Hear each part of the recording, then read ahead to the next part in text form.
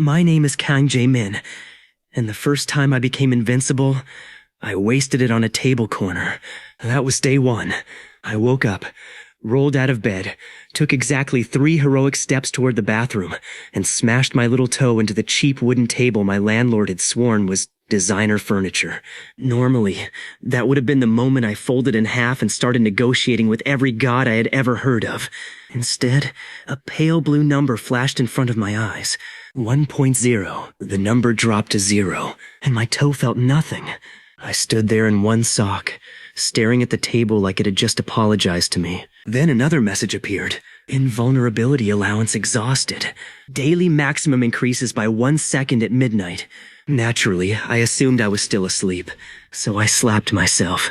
That hurt. I slapped myself again, because apparently my first instinct after discovering supernatural powers was to become less intelligent. That hurt more. By the 3rd slap, I had accepted 2 facts. First, the floating message was real. Second, I should stop testing things with my own face. The next day, the timer said 2.0. 2 seconds of complete invulnerability sounded incredible until I actually tried to think of something useful to do with it. I could not fight crime. I could not run through fire. I could not dramatically leap from a helicopter. I did not even own a bicycle. I could, however, take the lid off instant noodles before the steam calmed down. That was my day 2 experiment. I activated the ability, shoved my hand into the steam, and felt absolutely nothing. No heat, no sting. The timer dropped. I panicked, pulled my hand out, and spent the final second staring at it in amazement. Then the timer hit 0, and I immediately touched the metal pot. That hurt. By day 5, I had learned the first rule of my new life. Invincibility did not make me smarter. It only gave me 5 seconds to survive being stupid. The power itself was simple. Every midnight, my maximum daily invulnerability increased by 1 second. If I used 3 seconds on day 5, I had 2 seconds left. I could activate and deactivate it whenever I wanted. The timer paused when the power was off. Damage already happening stopped mattering the instant I turned it on. Heat vanished. Pain vanished. Impact became meaningless. Even my clothes seemed to count as part of me as long as I was wearing them. That last part was important, because I tested it with an old jacket and a candle instead of testing it with my favorite hoodie. I was reckless, not insane. At least, not yet. For the first month, the power was basically a magical coupon for small inconveniences. I reached into the toaster when bread got stuck. I walked barefoot across a patch of terrible sidewalk during a summer afternoon. I let a mosquito land on my arm, activated invulnerability, and watched its tiny needle bend like it had just tried to drill through a bank vault. That was the most powerful I had ever felt in my life. The mosquito looked offended. I looked superior. Then the timer expired and it bit me anyway. That was the least powerful I had ever felt in my life. I kept notes, not because I was responsible, because I was obsessed. I had an old notebook from my university entrance exam days, and on the first page I wrote 1 sentence. Things I can do if I become harder to kill than common sense. Below that I made categories. Heat, impact, sharp things, electricity, pressure, embarrassment. The last category remained completely unaffected by my ability. I learned that when I tested whether I could bite down on a metal spoon while invincible, and my roommate, Choi Min-gyu, walked into the kitchen, he stared at me. I stared back. The spoon was between my teeth. There was no explanation that could improve the situation. So I nodded like this was normal. He slowly backed out of the room. By day 30, I had half a minute. That was when the power stopped feeling like a party trick. 30 seconds was enough time to make decisions. 30 seconds was enough time to walk calmly through something that would normally send me sprinting in the opposite direction. 30 seconds was enough time to become a problem. My first real problem arrived in the form of a delivery scooter. I was crossing an alley behind my apartment when a delivery rider came flying around the corner, one hand on the handlebars and the other hand holding a bag of fried chicken that looked more important to him than my future. There was no time to dodge. I saw the headlight. I saw the rider's eyes widen, and my brain did not scream. My brain did math. Activate. The scooter hit me. The rider bounced backward. The chicken achieved low orbit. I stayed exactly where I was. That was new. I had expected to get launched. Instead, the collision felt like somebody had gently bumped a shopping cart against a concrete pillar. I slid maybe half a shoe length. The scooter folded around my legs in a way scooters were absolutely not designed to do. For 3 full seconds, nobody moved. Then a chicken wing fell out of the sky and landed on the rider's helmet. I turned off invulnerability. The rider stared at me. I stared at the scooter. A woman carrying groceries stared at both of us. Then the rider asked whether I was okay. I said yes. He asked whether he was okay. I said I did not know. He checked himself, discovered that his dignity had suffered the worst injury, and began apologizing so aggressively that I ended up helping him collect chicken from the road. That night, I rewrote my notebook. Under impact, I added, "While active, my body behaves like it has a personal disagreement with physics." That was the beginning. At day 46, I tested falling. Not from a roof. I was not completely gone yet. I started with my bed, then a chair, then the kitchen counter, and the top of a playground climbing frame at 3 in the morning while wearing sunglasses because I had convinced myself that sunglasses made trespassing less embarrassing. They did not. I learned something useful. If I activated the ability before impact, the fall became nothing. No shock in my knees. No jolt through my spine. I could land in the worst position imaginable and stand up like I had stepped off an escalator. So naturally, the next afternoon, I began looking at every staircase in the city differently. Normal people saw stairs. I saw wasted time. From then on, whenever nobody was watching, I stopped walking down long staircases. I jumped. Not from the top at first. A few steps. Then half a flight. Then the entire thing. My daily commute improved by 6 minutes and became 1,000% more suspicious. There was a subway station near my building with a staircase so long that it felt like the architect had hated knees. One morning, I was late for class. The timer said 58.0. I looked down the staircase. I looked at the train arriving below. I looked at the people filling every step. And I made the kind of decision that only sounds intelligent when your skin can temporarily ignore consequences. I climbed onto the side rail, activated, and slid. I shot down 3 floors like a human missile. People screamed. A businessman dropped his coffee. A child pointed at me with the joy of someone who had just seen a new species. I reached the bottom, hopped off the rail, deactivated the power, and walked onto the train exactly as the doors closed. Nobody followed me. Not because the train was full, because the entire staircase was still trying to understand what it had witnessed. That should have embarrassed me into stopping. Instead, I discovered a terrible truth. Being invincible was fun. I had spent my whole life avoiding stupid risks because stupid risks had stupid consequences. The moment consequences became optional for even a few seconds, the entire city transformed into an amusement park. Construction barriers were no longer warnings. They were invitations. Rainstorms were no longer annoying. They were free dramatic lighting. Crowded sidewalks were no longer obstacles. They were places where I had to pretend to behave like a regular person. And the worst part was that my timer kept growing. Every single day. At 1 minute, I began experimenting with traffic. Not by stepping in front of cars. That came later. At first, I only crossed streets when the light was blinking and activated the ability if a driver behaved badly. It was efficient. It was practical. It was, according to Mingyu, the exact kind of sentence people say before appearing in a documentary. I still had not told him about the power. As far as he knew, I had simply become strangely confident around heavy machinery. One evening, we were walking home with groceries when a city bus ran a red light. Mingyu froze. I did not. The bus was too close for both of us to move. So I grabbed the back of his jacket, threw him sideways onto a pile of cardboard boxes, and stepped forward. Activate. The bus hit me. There are moments in life when you learn something important about yourself. That was the moment I learned that getting hit by a bus while invincible was still terrifying. Not painful. Terrifying. There is a difference. The windshield cracked around me. The front bumper bent. My shoes smoked against the road for half a second. The bus stopped. I remained standing with both grocery bags still in my hands. One bag contained eggs. The eggs were fine. That was honestly the most impressive part. I turned off the ability. The driver opened the door and stumbled out looking like he had just rammed a mountain that wore discount sneakers. Mingyu climbed out of the boxes. He walked toward me very slowly. His face was pale. I knew the secret was over. I also knew there was no believable lie, so I handed him the bag of eggs.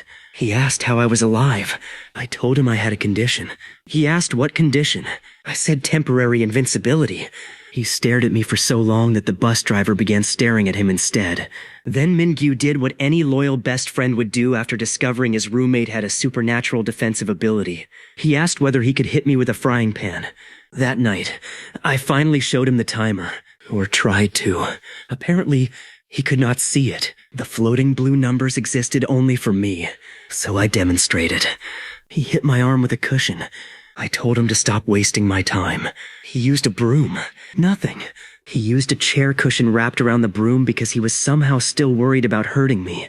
Nothing. Then he took out the frying pan. I activated. He swung. The pan bent. Min-gyu looked at the pan. Then at me. And back at the pan.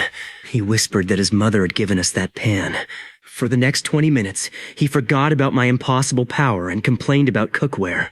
That was why he was my best friend. Once Min-gyu knew, my experiments became more organized and much, much worse. He downloaded a stopwatch app, bought 3 second-hand action cameras, and created a spreadsheet labeled Jae-min's Extremely Avoidable Accidents. I told him the title was insulting. He changed it to Jae-min's Scientifically Avoidable Accidents. I accepted that. We started small. He threw tennis balls at my face, then baseballs. Then, after I insulted his throwing arm, a frozen tangerine. The tangerine exploded. My face did not. We tested cold with a freezer room at a restaurant where Min-gyu worked weekends. We tested heat by standing too close to a portable heater until the manager yelled at us. We tested whether I could hold my breath longer while invincible, and discovered the answer was yes, because apparently suffocation counted as damage.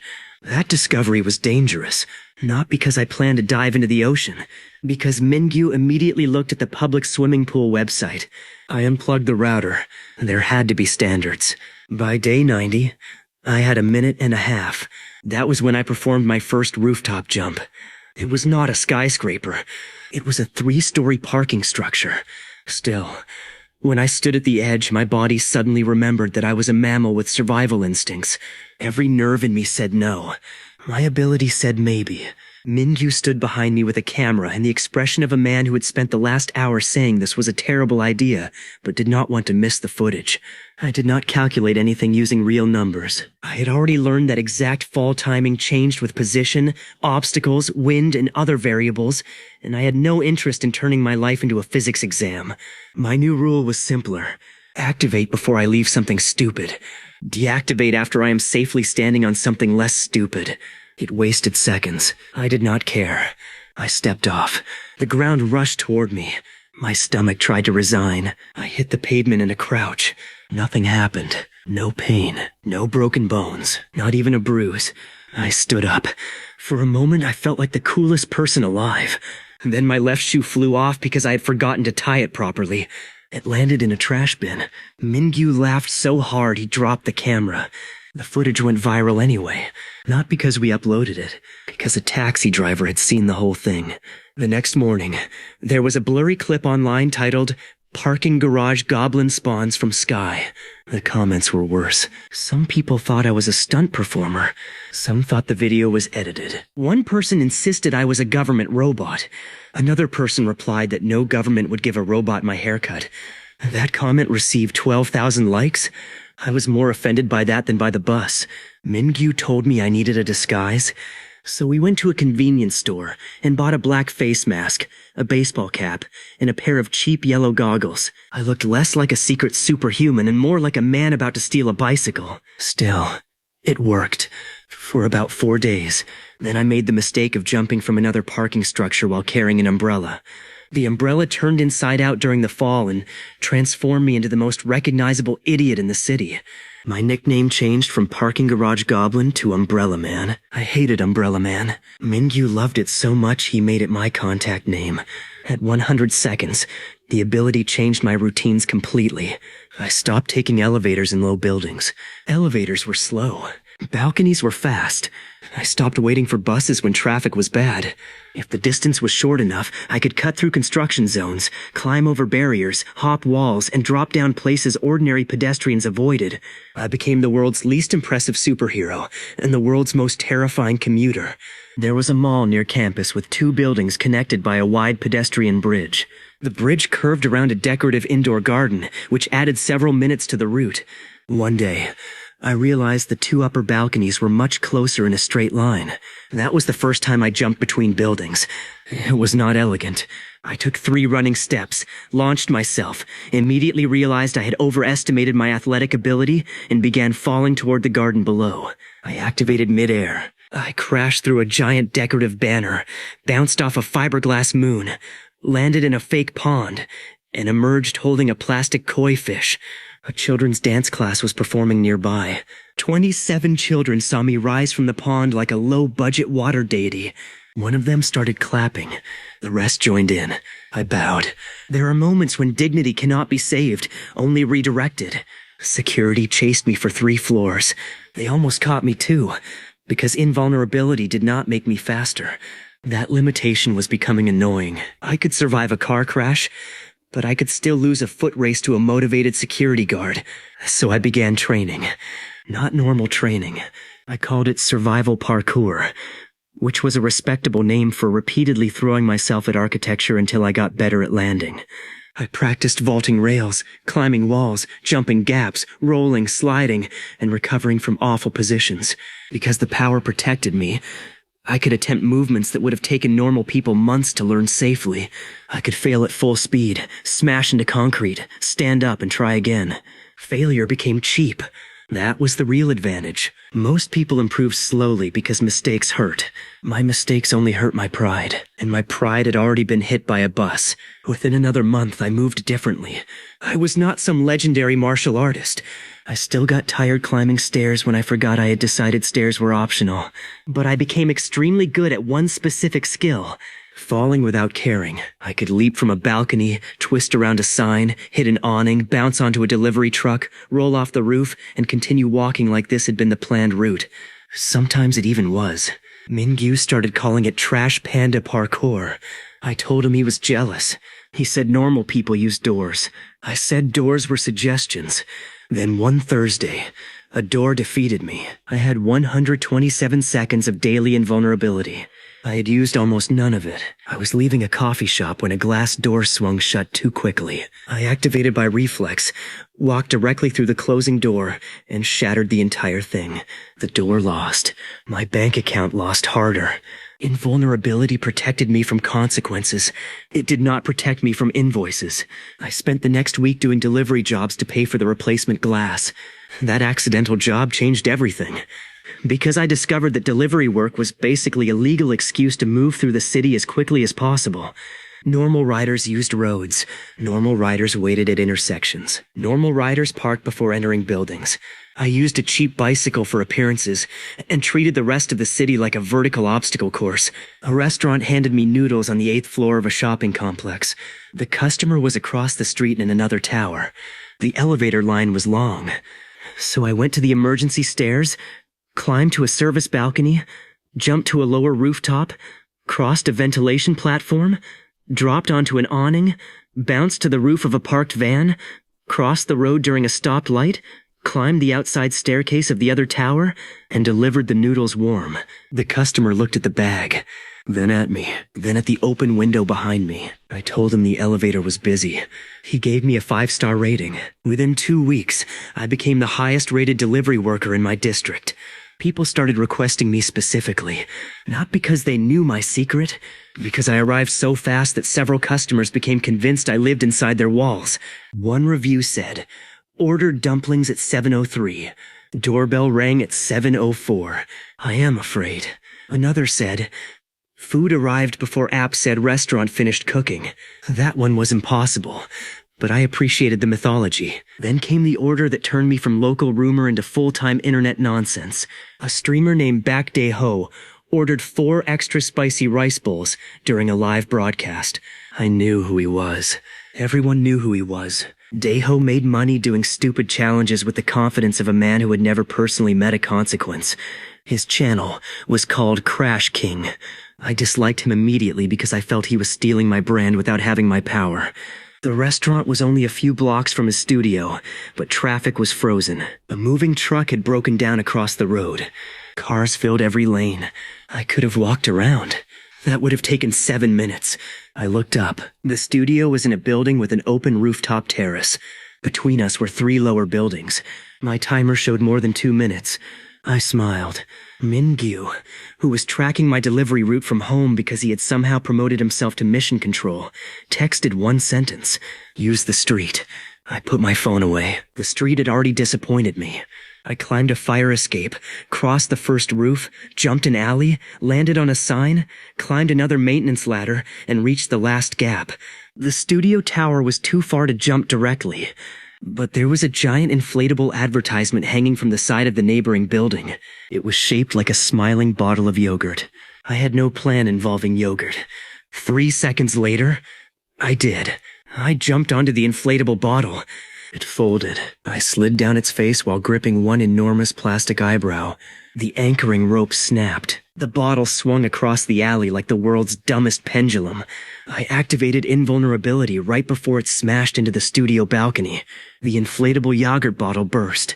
I flew through the open terrace doors and landed in the middle of Daeho's live stream. 4 rice bowls remained perfectly upright in my delivery bag. The entire studio went silent.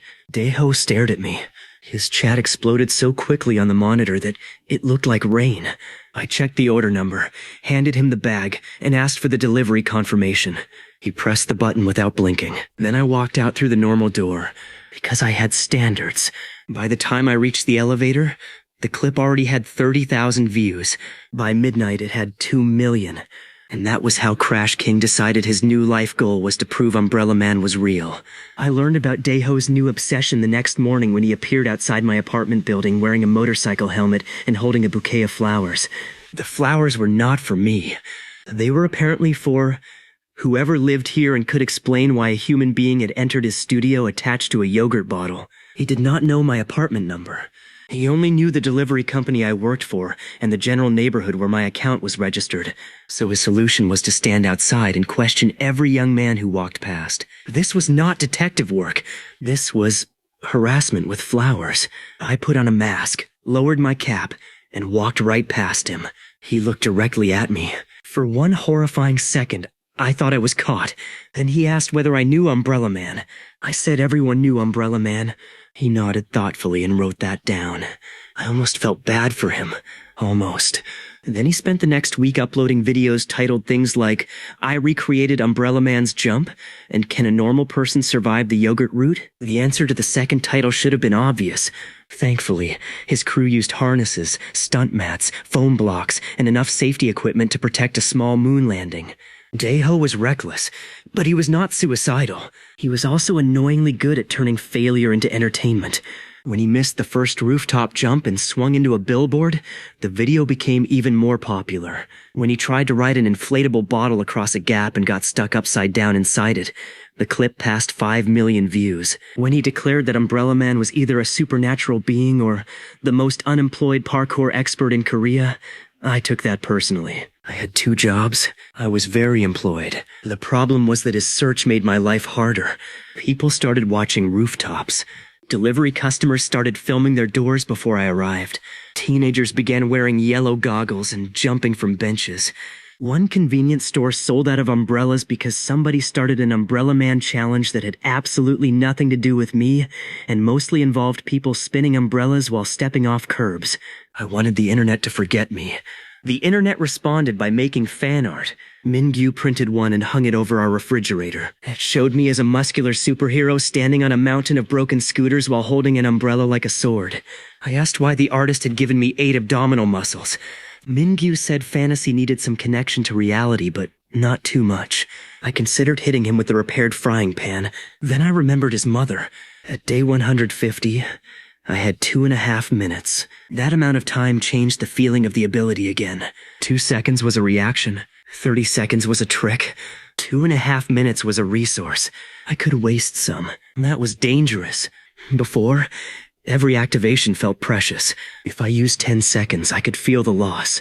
Now I could activate while crossing a construction site and leave it on because I was too lazy to dodge falling dust. I could reach into an oven without immediately switching off. I could stand under freezing rain and ignore it while waiting for the bus. The power was becoming less like an emergency button and more like a second skin I could put on whenever reality became inconvenient. That made me cocky, naturally. Reality noticed. The first time I ran out of invulnerability during a stunt happened because of a cat. There was a white cat that lived around my university library. Nobody owned it. Everybody fed it. It had the personality of a landlord and the body shape of a steamed bun. One afternoon, the cat climbed onto the narrow awning above the library entrance and refused to come down. A crowd formed below. Someone found a ladder, but the awning was too far out. I was passing by with coffee. I should have kept walking. Instead, I saw the cat. I saw the awning. I saw the second-floor window above it. My brain began producing bad ideas automatically. I climbed through the window, stepped onto the outside ledge, and lowered myself toward the awning. The cat looked at me. I looked at the cat. The cat hissed. I told it we could do this peacefully. The cat chose violence. It launched itself directly at my face. I activated. Tiny claws struck my cheeks and bounced off harmlessly. The cat panicked, climbed onto my head, and refused to move. I tried to grab it. It moved to my shoulder. I reached again. It moved to my back. I spent 30 seconds wrestling with a creature that weighed less than a bag of rice. The crowd below started cheering. That made everything worse. Finally, I caught the cat against my chest. Then the awning tore loose from the wall. We dropped. I was still invincible, so I did not worry. I hit a decorative tree. The tree bent. I bounced onto a campus sign. The sign snapped. I landed in a flower bed. Still fine. The cat was inside my jacket, protected because I was holding it close against me. That taught me another rule. Things I tightly held could sometimes share the protection if I deliberately included them. Interesting. Very interesting. Too interesting. Because while I was thinking about that, I forgot the timer. It reached 0. I stood up, triumphant, stepped out of the flower bed, and immediately slipped on wet soil. I fell backward and hit my head on a plastic watering can. That hurt more than the entire fall. The crowd gasped. I pretended I had meant to do it. The cat escaped from my jacket, climbed onto the nearest bench, and began cleaning itself like I had embarrassed it. From that day forward, I added a second rule to my notebook. Never celebrate before checking the timer. The third rule arrived 2 days later. Never let Mingyu design experiments after midnight. He had become fascinated by the fact that I could extend protection to objects I was holding. His idea was simple. If I held a raw egg while invincible and dropped myself onto the egg, would the egg survive? I asked why this mattered. He said science did not always know why it mattered. I asked why the experiment required me to fall onto the egg instead of just throwing it at a wall. He said because that was less funny, I should have gone back to bed. Instead, at 1 a.m, I was standing on our kitchen counter holding an egg against my chest. I activated. I jumped. The egg survived.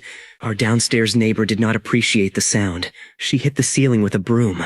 Mingyu and I froze. Then the broom punched through a loose ceiling panel and nearly hit him in the face. I laughed for 4 straight minutes. He removed the experiment from the spreadsheet. The object sharing rule became more useful than either of us expected. I could protect a phone in my hand from impact. I could carry hot food through heavy rain without the bag getting destroyed if I held it tightly enough. I could grab someone for a brief moment and shield them too. But the more mass I tried to include, the stranger the feeling became. My timer did not drain faster, but my concentration did. Protecting myself was automatic. Protecting another person felt like trying to keep a soap bubble wrapped around a running dog. Possible, annoying. That mattered when Daeho finally caught me. It happened at a pedestrian underpass. I was making a delivery. He was filming a challenge nearby. I wore my cap and mask. My goggles were in my backpack because I had decided they made me more recognizable, which was a conclusion I should have reached months earlier. One of Daeho's crew members dropped a camera case on the stairs. The case began sliding. A little kid was at the bottom. The crew member shouted. I reacted without thinking. I jumped over the railing. Activated. dropped to the lower landing, caught the case against my chest. The case slammed into me and stopped. The kid stared up at me. I handed the case back. Then I looked across the underpass. Daeho was staring at me, not at my face, at my shoes. I had forgotten one important detail. The video from his studio clearly showed my bright green delivery sneakers. They were ugly. They were comfortable. And apparently they were evidence. Daeho slowly raised one finger and pointed at them. I did what any genius would do. I ran. He chased me. His entire camera crew chased him. The kid chased the camera crew because children understand entertainment better than adults. I sprinted through the underpass, vaulted a barrier, climbed onto a maintenance platform, and jumped to a stair railing. Daeho followed surprisingly well. That was irritating. I jumped from the railing to a wall ledge. He used the stairs. I crossed the ledge and dropped behind a vending machine. He cut around the other side. I realized something terrible. Daeho was not trying to catch me physically. He was herding me toward open spaces where the camera could film my weird movement. He was using his brain. I had not prepared for that. I reached the street above and found road construction blocking one side. A temporary pedestrian bridge crossed a deep excavation pit. Workers were guiding people across in single file. Daeho came up the stairs behind me. I could wait in line and get filmed at close range. Or I could be myself. I climbed onto the barrier. Daeho shouted something that sounded very much like yes. I hated his enthusiasm. The pit was wide. Inside it were pipes, scaffolding, and a giant pile of soft insulation rolls. I jumped, not across, down. I activated and dropped into the construction zone. Workers yelled. I landed on the insulation pile, bounced sideways into a stack of plastic tubes, rolled through them like a bowling ball, came out the other side, grabbed a hanging strap, swung over a muddy trench, and climbed a ladder to the opposite sidewalk. The entire route took less time than the pedestrian bridge. When I reached street level, I turned off the ability and looked back. Daeho stood on the barrier with his mouth open. His cameraman stood behind him filming everything. I knew exactly what would happen next, so I pointed at Daeho and shouted that he was not allowed to follow me. Then I ran. The clip went viral before dinner. This time there was no hiding. People compared the shoes, the posture, the delivery bag, the studio footage, and the parking garage videos. Somebody found an old campus security clip of me sliding down the subway rail. Somebody else found the plastic koi fish incident. The internet created a timeline of my nonsense. Apparently, I had been building a superhero origin story without noticing. By the end of the week, everyone knew Umbrella Man was a delivery worker named Kang Jae-min. They did not know how I survived. That was the question. And Daeho wanted the answer more than anyone. He offered me money for an interview. I refused. He doubled it. I refused again. He offered to replace my ugly shoes. I blocked his number. Then my delivery company suspended my account because customers were placing fake orders just to see whether I would jump through their windows. Suddenly, I had free time. That was bad. A man with growing invulnerability and free time should require a license. Mingyu suggested I get a normal part-time job. I applied at a bookstore. The manager recognized me before I finished introducing myself. He asked whether I planned to enter through the roof. I said no. He said that was disappointing. I did not get the job. I applied at a cafe. The owner asked whether I could carry 6 hot drinks while jumping from the second floor. I left. I applied at a gym. They offered to hire me as impact demonstration staff. I did not ask what that meant. 3 days later, Daeho showed up again. This time he did not bring flowers. He brought a contract. His channel was launching a live obstacle show called Impossible in 60. Contestants would face ridiculous physical courses designed to look deadly while actually being safe. Foam walls, breakaway glass, giant spinning arms, falling platforms, water pits, stunt rigs. It was basically a game show created by people who had looked at insurance paperwork and asked how close they could stand to disaster without touching it. Daeho wanted me as a guest contestant. He said I did not have to reveal my secret. I only had to finish the course. The prize money was enough to pay my rent for a year. Mingyu told me not to do it. Then he saw the prize money. He told me not to do it cheaply. I signed. The first course was ridiculous. It began with a rotating hallway full of padded bars. Then a climbing wall tilted backward over a foam pit. Then contestants had to cross swinging platforms while giant rubber hammers tried to knock them into water. The final section was a 30-meter slide that launched people onto a giant inflated landing bag. Everything was safe, which meant I could not simply use invulnerability and impress people by surviving danger. I had to be fast. That made it interesting. There were 6 contestants. A professional climber, a stunt woman, a fitness influencer who had more shoulder muscles than I had shirts, a former gymnast, a firefighter, and me, a suspended delivery worker whose main athletic qualification has lost several arguments with gravity and returned for rematches. Daeho introduced me last. The audience cheered louder than I expected. I pretended not to enjoy it. I enjoyed it very much. The first 5 contestants completed the course between 2 and 4 minutes. The stunt woman was fastest, and it was my turn. My timer that day was a little over 3 minutes. I had a simple strategy. I would not use it unless necessary. The horn sounded. I entered the rotating hallway. A padded bar came toward my chest. I ducked. Another came from behind. I jumped. A third hit my ankle. I almost fell. My finger twitched toward activation. I stopped myself. No, this was safe. I did not need the power. I stumbled through in 11 seconds. The climbing wall came next. I was terrible at climbing walls. I reached halfway, lost my grip, and started falling toward foam. Again, I resisted activation. I landed safely, rolled, and started over. The audience groaned. Daeho laughed into his microphone. I reached the top on my second try. Then came the swinging platforms. I jumped to the first. A rubber hammer hit me. I flew into the water. The audience laughed. I climbed out. Another hammer hit me. Back into the water. At that point, I became offended. I had been hit by buses, scooters, doors, trees, and one extremely angry cat. I was not going to be defeated by a giant foam cylinder painted like a sausage. I activated. The next hammer struck my chest. I did not move. The machine recoiled. The audience went silent. I smiled. Then I ran straight across the swinging platforms. Every hammer hit me. Every hammer bounced away. One spun backwards so hard it struck another hammer.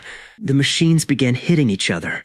The course turned into a mechanical argument. I reached the far side without slowing down. The audience exploded. Daeho stopped laughing. That was worth at least 10 seconds of timer. I switched off before the final slide. The slide launched me into the inflated landing bag. I bounced. Too high. Much too high. I sailed over the side of the bag and toward a camera platform. The stunt woman shouted. I activated in midair. I hit the camera platform shoulder first. The platform rolled backward on its wheels. I landed on it. The camera operator grabbed the railing. The platform kept rolling. It shot through a curtain, crossed backstage, bumped through a service door, and entered the hallway where Daeho's sponsors were eating lunch. I remained standing on top like the captain of the world's worst ship. The platform finally stopped against a table full of sandwiches. I turned off invulnerability. A man in a suit looked at me. I looked at him. Then I asked whether the course was finished. Technically, my time was 1 minute and 48 seconds. Technically, I had not crossed the normal finish line. Technically, I had crossed a completely different line inside the catering area. The producers argued for 10 minutes. The audience demanded that my run count. Daeho argued that leaving the course through a wall was spiritually valid. The stunt woman argued that he did not know what spiritually meant. In the end, I was awarded second place. I was also banned from using moving camera platforms as transportation in future episodes. That sentence was added to the official rules because of me. I had never been prouder. The show became a hit, not because of me alone, but I definitely broke the internet harder than the other contestants. People replayed the hammer section frame by frame. They saw my shirt move. They saw the machine bend. They saw my body remain completely still. Theories multiplied. Magnetic shoes. Hidden harness. Exoskeleton. Special effects. Martial arts. Aliens. One professor uploaded a 40-minute analysis explaining that my center of mass was unreasonable. I watched the entire thing while eating cereal. He was correct. Daeho invited me back for the next episode. This time, I negotiated. I wanted a higher fee. I wanted control over which stunts I attempted. I wanted the show to stop using my old ugly shoe photo and promotional materials. And I wanted unlimited food from catering. Daeho accepted everything except the photo. He said it tested well with audiences. I threatened to walk. He changed the photo. That was my first professional victory. For the next 2 months, my life became a strange loop. Every midnight, I gained another second. Every week, Daeho built something ridiculous. Every episode, I found a worse way to interact with it. There was a course with giant swinging doors. I stopped one with my forehead. There was a rotating cylinder contestants were supposed to crawl through. I let it roll over me and used it like a moving walkway. There was a fake collapsing bridge. I ignored the safe path and walked across while the sections fell around me, stepping from piece to piece until I reached the other side on the last panel. There was a challenge involving dozens of paintball guns. I stood in the center and let them fire until the paint covered me from head to toe. The balls shattered. I did not react. Then my timer ended 1 second before the final paintball. It hit me in the thigh. I screamed. The audience laughed so hard the clip became the show's most watched moment. I learned another rule. Pain was funnier when everyone knew I had spent 3 minutes pretending pain did not exist. By then, I had more than 4 minutes per day. 4 minutes does not sound like much until you imagine being completely untouchable for 4 minutes. A boxing round feels long when nothing can hurt you. A kitchen fire feels slow. A traffic jam feels like an insult, and a rooftop no longer feels high. That was the point where I stopped needing excuses to jump. I started doing it for fun. Not from true skyscrapers yet. I had not completely abandoned my instincts. But office rooftops, parking towers, apartment terraces, stadium structures, and construction scaffolds became normal. I would finish filming, climb to the roof of the studio, look at the streets below, and ask one question. What is the funniest route down? Stairs were never the answer. Sometimes I dropped onto a lower roof. Sometimes I jumped into giant event inflatables the crew was dismantling. Once I used a hanging promotional banner as a slide and accidentally ripped the face off Daeho's advertisement. The banner tore right down the middle so his giant printed head separated from his giant printed body. I kept the head. It hung above our couch for months. Daeho called it theft. I called it payment for emotional damages. The city began recognizing me. At first, people screamed when they saw me on railings. Then they filmed. Then they got used to it. A crossing guard near my neighborhood once saw me drop from a second-floor balcony onto the sidewalk, checked her watch, and told me I was late. I thanked her and kept running. A convenience store owner put a sign near the entrance that said, Jae-min, use the door. I used the window once just to be difficult. He charged me for the broken screen. I returned to using the door. The weirdest thing was that I no longer felt famous. I felt normal. My normal just happened to include checking a blue timer before stepping off roofs. Other people checked weather apps. I checked remaining invincibility. Other people planned routes around traffic. I planned routes around gravity. Other people saw danger and asked whether it was safe. I saw danger and asked whether it was worth the seconds. To everyone else, I looked insane. To me, it was just budgeting. And then the city built the glass tower. It was not the tallest building in the country. It did not need to be. It was tall enough. A new luxury office tower opened near the river with an observation deck, a rooftop restaurant, and a transparent exterior elevator that made tourists press their faces to the glass. The tower's grand opening sponsored Impossible in 60. Daeho announced the partnership during a production meeting. I stopped listening after I saw the promotional image. The roof had a maintenance deck. The maintenance deck had a wide open edge. The open edge looked down over the riverfront plaza. My timer was approaching 5 minutes. Min-gyu saw my face. He immediately said no. I had not said anything. He repeated no. I asked what he thought I was thinking. He said he had lived with me too long to answer that question politely. Daeho looked between us. Then he looked at the tower image. Then at me. His eyes widened. For the first time since meeting him, Crash King told me something was a terrible idea. That was how I knew I absolutely wanted to do it. The grand opening of the river tower was supposed to be classy. There were violinists in the lobby. There were little desserts on silver trays. There were people wearing suits expensive enough to make me stand farther away from the sauce table. The observation deck had flower arrangements, television cameras, investors, city officials, influencers, and one giant white mascot shaped like the building itself. The mascot had tiny arms. I immediately trusted him. Our show was supposed to film a harmless promotional challenge across several floors. Contestants would race from the lobby to the observation deck using different routes. One team took elevators. One took stairs. One solved puzzles to unlock express lifts. Daeho had designed the whole thing so nobody needed to do anything dangerous. which meant he had specifically designed it against me. He even assigned a crew member named Sungjin to follow me. Sungjin was built like a refrigerator and had one instruction: do not let Jae-min onto the roof. I asked how he felt about that assignment. He said tired. The race began. I behaved. For almost 9 minutes, I took the stairs with my team. I solved a stupid riddle about elevator buttons. I crawled through an office made of cardboard partitions. I carried the tower mascot across a balance beam after the actor inside became dizzy. I did everything normally. Then the final puzzle directed us to a service level 1 floor below the observation deck. And there, at the end of the hallway, I saw a door. The door had a sign: roof access restricted. Sungjin saw me see it. I saw him see me see it. We both stopped. I asked whether it was locked. He said yes. I asked whether he was sure. He said he had personally checked. Then the door opened from the other side, and a maintenance worker walked in carrying a toolbox. Sungjin closed his eyes. I ran. He ran faster. I reached the doorway first by sliding under the toolbox. He grabbed the back of my jacket. I activated. I had discovered weeks earlier that while invincible, fabric I wore became absurdly difficult to tear. So instead of my jacket ripping, Sungjin was dragged through the doorway behind me like a trailer. He refused to let go. I climbed the roof stairs. He bounced off every step.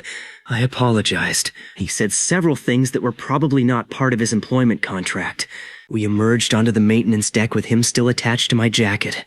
Wind hit us. The city stretched below. I had been high before. Not like this. This was different. Cars looked like toys. The river looked smooth enough to paint. The plaza below was packed with people watching giant screens showing the race. The tower's own promotional drones circled outside at a safe distance. My stomach tightened. My knees suddenly remembered every speech Mingyu had ever given me about having only one body. Then my timer floated into view. I had almost 5 minutes available. 5 minutes of being something gravity could not punish. Sungjin finally released my jacket. He pointed at the door. I nodded. I told him he was right. Then I walked toward the door. He relaxed. I walked past him. He realized too late that I had circled around a ventilation unit. I sprinted for the far side of the deck. He chased me. I reached the edge. He shouted my name. Below, thousands of people were watching the race screens. One of the tower drones turned at exactly the wrong moment and caught me on camera. My face appeared on the giant screen in the plaza. The crowd looked up. I looked down. For several seconds, absolutely nothing happened, and the entire plaza screamed. Daeho's voice exploded through the roof speaker, demanding that I back away. Mingyu's voice followed because he had apparently stolen a production microphone. He did not demand anything. He simply asked whether I had tied my shoes. I looked down. They were tied. I appreciated him.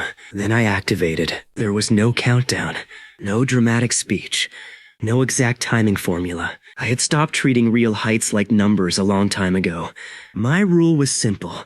If I was going to do something this stupid, I would activate before the stupid part began, and keep the ability on until the stupid part was completely over. I stepped off the tower. The first second was quiet. That surprised me. The wind did not roar immediately. My body did not spin. For one strange instant, I simply felt like I had walked onto invisible stairs that were no longer there. Then the building started moving upward beside me. Or I started moving downward. My brain knew the difference. My stomach did not care. I fell past glass offices. People inside saw me. One man dropped a folder. A woman pressed both hands to the window. I waved. She did not wave back. I fell past the observation deck. Half the people inside had already rushed to the glass. Phones pointed at me from every direction. I made the mistake of trying to pose. The wind caught my jacket and spun me sideways.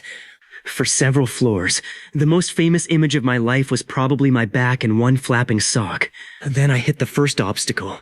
The tower had suspended a huge ceremonial banner across the lower exterior, held several meters away from the glass by cables. It showed the company chairman smiling over the words, "A new standard of elevated living." I crashed directly through the word elevated. The banner wrapped around me. I became a falling corporate burrito. I could not see anything. I could not spread my arms. I could only hear fabric snapping and distant screaming. I tried to tear free. Invulnerability made the banner around my body strangely resistant because I was holding part of it. That was the worst possible application of object protection. I turned off the ability for less than a heartbeat. The banner immediately ripped. I turned it back on. I escaped. That tiny interruption terrified me more than the entire fall. I decided never to do that again. Then a drone floated into my path. I collided with it. The drone shattered. Its camera detached and stuck in the front of my jacket. Now I was falling with my own accidental close-up camera. Later, Daeho would call that footage priceless. At the time, I called it annoying. Below, the opening ceremony had installed a huge inflatable version of the tower mascot beside the plaza fountain. The mascot's tiny arms pointed toward the sky. I suddenly felt guilty for trusting him. I hit the inflatable mascot directly in the forehead. Its entire body folded backward. My fall slowed for maybe an instant before the inflatable structure burst at the seams. Air exploded outward. The mascot's head launched into the crowd like a giant marshmallow. People ran. A group of children chased it. I continued downward. The fountain came next. The organizers had placed a temporary stage over part of it for the ceremony. I went through the stage, through the decorative backdrop, through a table of ceremonial ribbon-cutting scissors, and into the shallow fountain below, with enough force to launch water across the first 3 rows of guests. I did not feel a thing. For a second, I was underwater. Then I stood. The broken drone camera was still stuck to my jacket. A red ribbon had wrapped around my shoulders like a sash. The tower mascot's detached tiny arm floated beside me. The entire plaza was silent. I checked my timer. Plenty left. I turned off invulnerability. Then the destroyed stage backdrop, which had somehow remained upright, slowly tipped over and landed on my head. That hurt. The plaza erupted. Some people screamed. Some laughed. Some cheered so loudly I could feel it in my chest. Daeho reached the fountain first. He looked like he wanted to strangle me and hug me at the same time. Mingyu arrived 10 seconds later, saw that I was alive and slapped the back of my head. That hurt more than the landing. Songjin arrived by elevator nearly a minute after that. He walked into the plaza, saw me standing in the fountain, looked up at the tower, and simply sat down on the ground. The company chairman was less upset than expected. His banner was destroyed. His stage was destroyed. His mascot had lost its head. His drone was in pieces. But the live stream had more viewers than any commercial the company had ever purchased. By sunset, the tower was trending in 3 countries. The chairman asked whether the fall had been planned. Daeho opened his mouth. I opened mine. Mingyu stepped between us and said we would answer after legal counsel arrived. That was when I realized my roommate had evolved. He was no longer mission control. He was management. The next week was chaos. News programs replayed the fall. Engineers argued about it. Doctors refused to explain it because there was nothing sensible to explain. Magicians claimed they knew the trick. Stunt performers claimed nobody would allow that trick. People online drew diagrams. The diagrams were wrong. One claimed I had used hidden cables. Another claimed the tower had tilted toward me during the fall. A third claimed I had been replaced by a mannequin halfway down. I watched that video 3 times because I wanted to know where the creator thought we had hidden the replacement mannequin. His answer was advanced cloud camouflage. I respected the confidence. My popularity exploded. So did my problems. The city safety office asked me not to encourage copycats. The tower company asked whether I would appear in a promotional campaign. An energy drink company offered me a sponsorship with the slogan "Fall Harder." I rejected it because it sounded like a threat. A mattress company offered to film me landing on one of their products from a visually dramatic but safely controlled height. I accepted because that was funny. The mattress split in half. Sales increased. Then restaurants started inviting me to deliver food from rooftops. Hotels asked me to enter through balcony doors for viral videos. A wedding planner offered me a large amount of money to descend into a ceremony carrying the rings. Mingyu refused that job before I could answer. He said no bride deserved to watch the ring bearer crater through her cake. He knew me too well. The skyscraper jump should have satisfied me. It did the opposite. It changed my fear. Before, I looked at a tall building and imagined hitting the ground. After the tower, I looked at a tall building and imagined the route. Signs, awnings, canopies, decorations, maintenance platforms. Open windows. Not because I needed them to survive. Because bouncing off things was more entertaining than falling in a straight line. My timer continued growing. 5 minutes became 5.5. Then 6. The first time I casually jumped from a high-rise roof without telling anyone, I realized I had officially become the person Mingyu had warned me about. It happened because the elevator was crowded. That was the whole reason. I had filmed an advertisement on the roof of a 40-story office building. When we finished, everyone packed into the service elevator. The display said the next car would take several minutes. I looked at the elevator. I looked at the edge. Daeho saw me looking. He grabbed my sleeve. I asked what he was doing. He said preventing a pattern. I told him there was no pattern. He reminded me about the river tower. I reminded him that the river tower had been an event. He asked what this was. I said commuting. Then the elevator arrived. Everyone started boarding. Daeho released my sleeve. He made the mistake of looking away. I ran. He shouted before I even reached the edge. I jumped. This time, I did not scream internally. I did not close my eyes. I did not stiffen. I activated, stepped into open air, and watched the city move around me. The fall felt familiar. That was the ridiculous part. Human beings were not supposed to become familiar with falling off office towers. I was. I angled myself just enough to hit the enormous fabric canopy over the building entrance. I punched through it, bounced off a decorative arch, landed on the roof of a parked delivery van. The van suspension compressed. I rolled off, landed on my feet, switched off the ability, and checked my phone. Daeho had sent 8 messages from the elevator. The final one simply said he hated me. I walked to the subway station. That was when I started jumping from skyscrapers for fun. Not every day.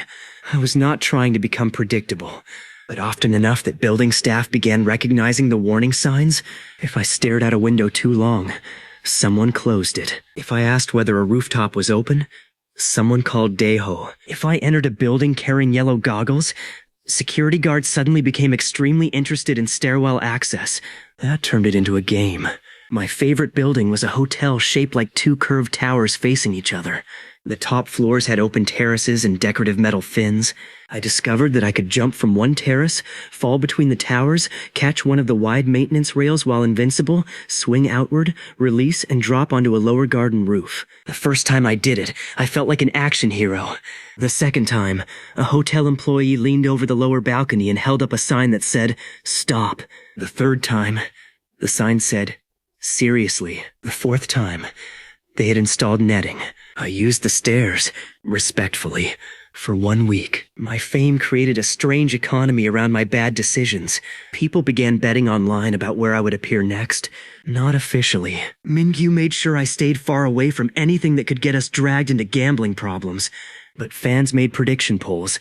Bridge, stadium, hotel, parking tower, construction crane. I never used cranes. Too many workers. Too easy to create real problems for other people. My rules had grown along with my power. No stunt that required someone else to rescue me. No stunt around uncontrolled crowds. No damaging small businesses. No interrupting weddings. No messing with emergency vehicles. No copying movie scenes involving trains. No cranes, no cats. The cat rule was personal. The white library cat still hated me. It had become a campus celebrity too. Students called it Chairman Meow because it sat outside the library like it owned the university. Someone printed shirts showing Chairman Meow standing on my unconscious body. Those shirts sold better than my official merchandise. I did not receive a percentage. I considered this corruption. Then my ability developed a new trick. It happened on day 247. I had a little more than 4 minutes in the morning because I had already burned some time filming a ridiculous ad where a safe prop wall collapsed on me. In the afternoon, Mingyu and I were moving a refrigerator. Not a stunt, just adulthood. The refrigerator was second-hand, enormous, and apparently made from the compressed remains of another refrigerator. We were carrying it up the apartment stairs because the elevator was broken. Halfway up, Mingyu slipped. The refrigerator tilted backward. I was below it. I activated and caught it. Normally, protecting a large object took concentration. I expected the familiar mental strain. Instead, something clicked. The refrigerator became weightless. Not actually weightless. It still had mass. It still pushed against the stairs. But relative to me, While I deliberately included it in the invulnerability effect, the force stopped mattering. I straightened. The refrigerator came up with me. Min-gyu stared. I took another step, then another. I carried the refrigerator up the remaining flight by myself. When I turned off the ability at the landing, the full weight returned instantly and almost crushed my feet. We dropped it with a bang. The downstairs neighbor hit her ceiling with the same broom. Some traditions survive every supernatural event. We spent the next 3 days testing the new behavior in the safest, stupid ways we could find. I could not lift a car just because I was invincible. Strength did not increase. But if an external force was acting on an object I had included in my protection, I could sometimes refuse the effect of that force along with my own body. A rolling cart hit a protected table I was holding. The table stopped. The cart bounced. A heavy door tried to close while I held it protected. The mechanism groaned and gave up. A giant exercise ball rolled toward me while I held a folding chair. The ball ricocheted across the gym and hit Daeho. That experiment was repeated for entertainment. Then we found the fun part, momentum. If I jumped onto something moving while invincible and included it in the field, strange things happened when I switched the protection off again. The object could keep moving in whatever ridiculous state our collision had created. This was not consistent enough to be science. It was consistent enough to be content. Daeho built an entire episode around it. The set had rolling platforms, giant beach balls, padded carts, suspended punching bags, and one enormous rubber duck mounted on wheels. The goal was to cross the warehouse without touching the floor. Every contestant used balance and timing. I used violence against geometry. I jumped onto the first cart. A swinging bag came toward me. I activated and held the cart rail. The bag hit us. Instead of knocking me off, it launched the entire cart sideways. I released protection. The cart rolled across the set. I jumped to a beach ball, protected it for the instant of impact, and somehow converted my fall into a bounce that sent the ball under me like a circus platform. I landed on the rubber duck. The duck rolled downhill. A second contestant jumped onto the back to steal my ride. I grabbed his wrist and included him in the field for a moment. The next padded hammer hit both of us. The duck shot forward. We crossed the finish line riding a giant rubber bird at a speed no rubber bird had earned. Daeho declared it the greatest athletic moment in television history. The former gymnast threatened to throw him into the water pit. I offered to help. The episode gave me a new nickname, Physics Criminal. I liked it much more than Umbrella Man. Min-gyu did not. He said criminal was terrible for sponsorships. He changed my social media bio to freelance gravity consultant. And that was even better. By the time my daily maximum reached 7 minutes, companies no longer asked whether I had powers. They treated the mystery as part of the brand. I never confirmed anything publicly. I would smile when interviewers asked how I survived. I would say preparation. They would ask what kind. I would say emotional. Daeho would laugh off camera. Only Min-gyu knew the exact rule. That secrecy became important when a woman named Han Sera entered my life carrying a clipboard, a laser pointer, and the expression of someone who had never once lost an argument to furniture. She was a stunt systems engineer hired by the show after the network realized that allowing Daeho to design moving machinery without supervision was a form of corporate self-harm. Sera's job was to make every challenge look dangerous while being extremely controlled. She hated me immediately, not personally. Professionally, I was impossible to control. On her first day, she showed us a new obstacle, a long track of rotating padded arms synchronized by computer. Contestants could pass safely by moving through exact openings. She explained the sequence. I watched the machine spin. Then I walked straight through the middle while invincible. Every arm hit me. 3 motors shut down. One safety clutch exploded into harmless plastic pieces. A padded arm ended up hanging from my shoulders like a scarf. Sera stared at me. I removed the arm and handed it back. She asked whether I had listened to her explanation. I said yes. She asked why I had ignored it. I said the middle was shorter. That was the beginning of our war. She redesigned obstacles so brute invulnerability would be useless. I redesigned my stupidity so it would not be. She built a floor where stepping on the wrong tiles caused harmless walls to rise and block the route. I let the wall lift me and jumped from the top. She built a tunnel with rotating gates that required contestants to follow a pattern. I grabbed one gate while protected, held it still, and forced the entire pattern to reset. She built a balance platform where too much impact caused the far side to rise. I deliberately slammed into it while invincible and catapulted myself over the next obstacle. She began taking notes. I began taking that as encouragement. Daeho began selling tickets to our rehearsals. One night, after I broke a padded seesaw in a way nobody understood, Sita finally asked me how long I could do it. That question froze me. Nobody else had asked it that way. Most people asked what I was, how I survived, whether I felt pain, whether I had metal bones.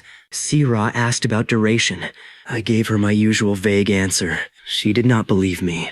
She said every impossible thing I did had one obvious pattern. I avoided remaining in danger forever. I entered. I did something absurd. Then I left. I never demonstrated endless invulnerability. I never slept under falling machinery. I never stood in fire for an hour.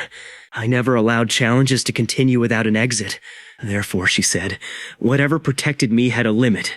I smiled. She smiled back. For the first time, I realized somebody outside my apartment might actually solve me. That should have worried me. Instead, it made the game more interesting, because the next morning, my timer increased again. Sira did not expose me. That would have been too easy. Instead, she turned my secret into homework. Every week, she designed a challenge that tried to force me to reveal my limit. The first one looked harmless. A narrow corridor, soft walls, a finish button at the far end. The catch was that hundreds of foam blocks fired from holes in the walls at random intervals. None of them could injure anyone. They were light, soft, and extremely annoying. The corridor also had pressure sensors. If a contestant stopped moving for too long, the floor slowly carried them backward. Daeho called it the annoyance tunnel. Sira called it a reaction endurance test. I called it suspicious. She smiled. That confirmed it. Her plan was obvious once the run began. The blocks were harmless, so normal contestants could simply push through, but they came constantly. If I chose to ignore them using invulnerability, I would have to remain active for a long time. If I tried to avoid them, I would reveal that I cared about conserving something. Very clever. Unfortunately for Sarah, she had forgotten that I had spent months being hit by objects while making poor choices. I ran forward without activating. Block to the shoulder, block to the face, block to the stomach, block to the face again. Another block to the face. I began to suspect the machine had a personal grudge. I kept going. Halfway through, a wave of foam cubes filled the entire corridor. I could not dodge. I activated for the brief instant of contact. The cubes exploded outward. I switched off immediately. Another block came. Activate. Off. Another. Activate. Off. By then, I had gotten very good at pulsing the ability in tiny bursts. I did not think in exact fractions. I thought in moments. Impact. Pause. Impact. Pause. Danger existed like blinking lights. I only needed to disappear from reality when the light was on. That changed everything. Instead of spending a full second to survive a single hit, I could sometimes spend almost nothing noticeable. My timer became less like a burning fuse and more like a pile of coins I could flick onto a table one at a time. Sira saw it. Her eyes narrowed. I reached the finish button with almost all my time remaining. Then I pressed it. A hidden foam block fired from the ceiling and hit me in the top of the head. I had already switched off. I dropped to one knee. Daeho fell out of his chair laughing. Sira wrote something on her clipboard. I asked whether the final block had been necessary. She said scientifically, yes. I respected her less. The next challenge was worse. She built a giant rotating room with no fixed floor. Contestants had to collect 6 flags while the entire cylinder slowly turned. Soft obstacles slid around inside. Climbing holds moved. Doors opened and closed. The danger was fake, but the chaos was real. I could not simply become invincible and walk through it. Invulnerability prevented injury. It did not tell me which direction was down. Within 30 seconds, I was upside down, holding a flag in my mouth, one shoe missing, while Daeho shouted commentary about my advanced strategy. There was no advanced strategy. I was trying not to throw up. Sira stood outside the transparent wall looking satisfied. I hated that. So I changed tactics. Instead of fighting the room, I let it carry me. When a wall rotated beneath me, I rode it upward. When I reached the highest point, I jumped across the cylinder. I activated only when I crashed into something. Each impact became a shortcut. I bounced from wall to wall like a coin inside a washing machine. Flag 3. Flag 4. Flag 5. The 6th flag was attached near the central axle. I launched myself toward it. Missed. Hit the opposite wall. Bounced. Missed again. Hit a padded door. The door opened. I flew out of the rotating room entirely and landed on Daeho's commentary desk. His water cup launched upward. Sierra caught it without looking. That was annoyingly cool. I still needed the 6th flag, so I climbed back in. I eventually finished. My time was terrible. The clip was amazing. That became our pattern. Sierra built logic. I attacked logic with a human body that temporarily refused to break. She built elegance. I brought chaos. She kept trying to measure the duration of my invulnerability.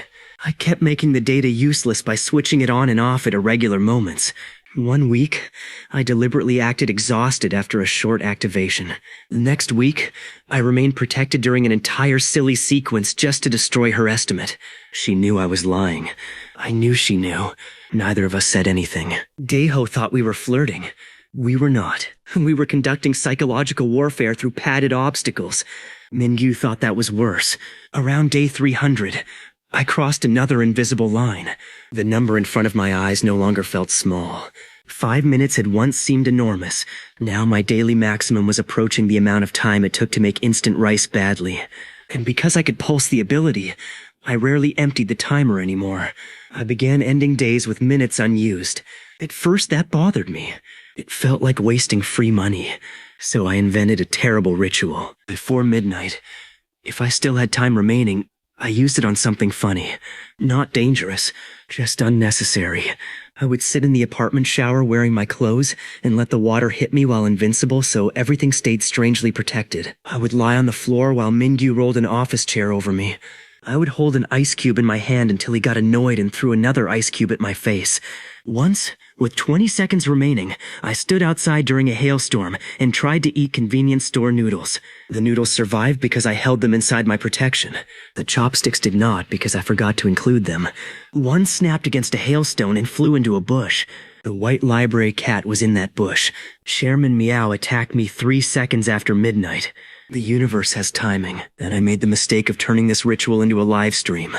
Daeho came over one night and convinced me to stream how Jae-min wastes the final minute. I did not reveal the timer. We simply waited until near midnight and performed increasingly stupid, harmless challenges. The first stream involved throwing marshmallows at my face with a toy launcher. The second involved standing under a mountain of cardboard boxes while Mingyu knocked them over. The third involved Daeho trying to push me across the kitchen floor while I was invincible. He could not, so he recruited Mingyu. They still could not. Then Sierra arrived unexpectedly, saw what we were doing, and pushed both of them aside. She took one look at my stance, placed a rolling desk chair behind my knees, and told Daeho to push again. I fell backward onto the chair. The chair rolled across the kitchen. I crashed into the refrigerator. The refrigerator was also protected because I grabbed it. The refrigerator rolled. Its power cord unplugged. A stack of containers fell from the top. One hit Daeho. Another hit Mingyu. A bag of flour burst. The live stream reached 1 million viewers before we finished cleaning. Sierra became a fan favorite. People started calling her the only woman capable of defeating me without touching me. She hated the nickname. I loved it. The show gave her a microphone after that. This was a mistake. She began narrating my failures with technical precision. If I tripped, she explained my poor weight distribution. If I missed a jump, she explained my incorrect takeoff angle. If I crashed through a prop wall, she explained that the wall had been designed with a door 2 meters to the left. Daeho laughed so much he started losing his voice. I became determined to defeat one of her courses perfectly. No broken props. No accidental exits. No falling into catering. No lost shoes. It took 6 attempts over 2 months. The successful course was called The Silent House. It was a fake apartment filled with pressure sensors, moving floors, swinging lamps, sliding furniture, collapsing shelves, harmless lasers, foam darts, and one robotic vacuum cleaner that seemed to hate me personally. The goal was to cross the apartment, collect a key, and leave without triggering more than 3 sensors.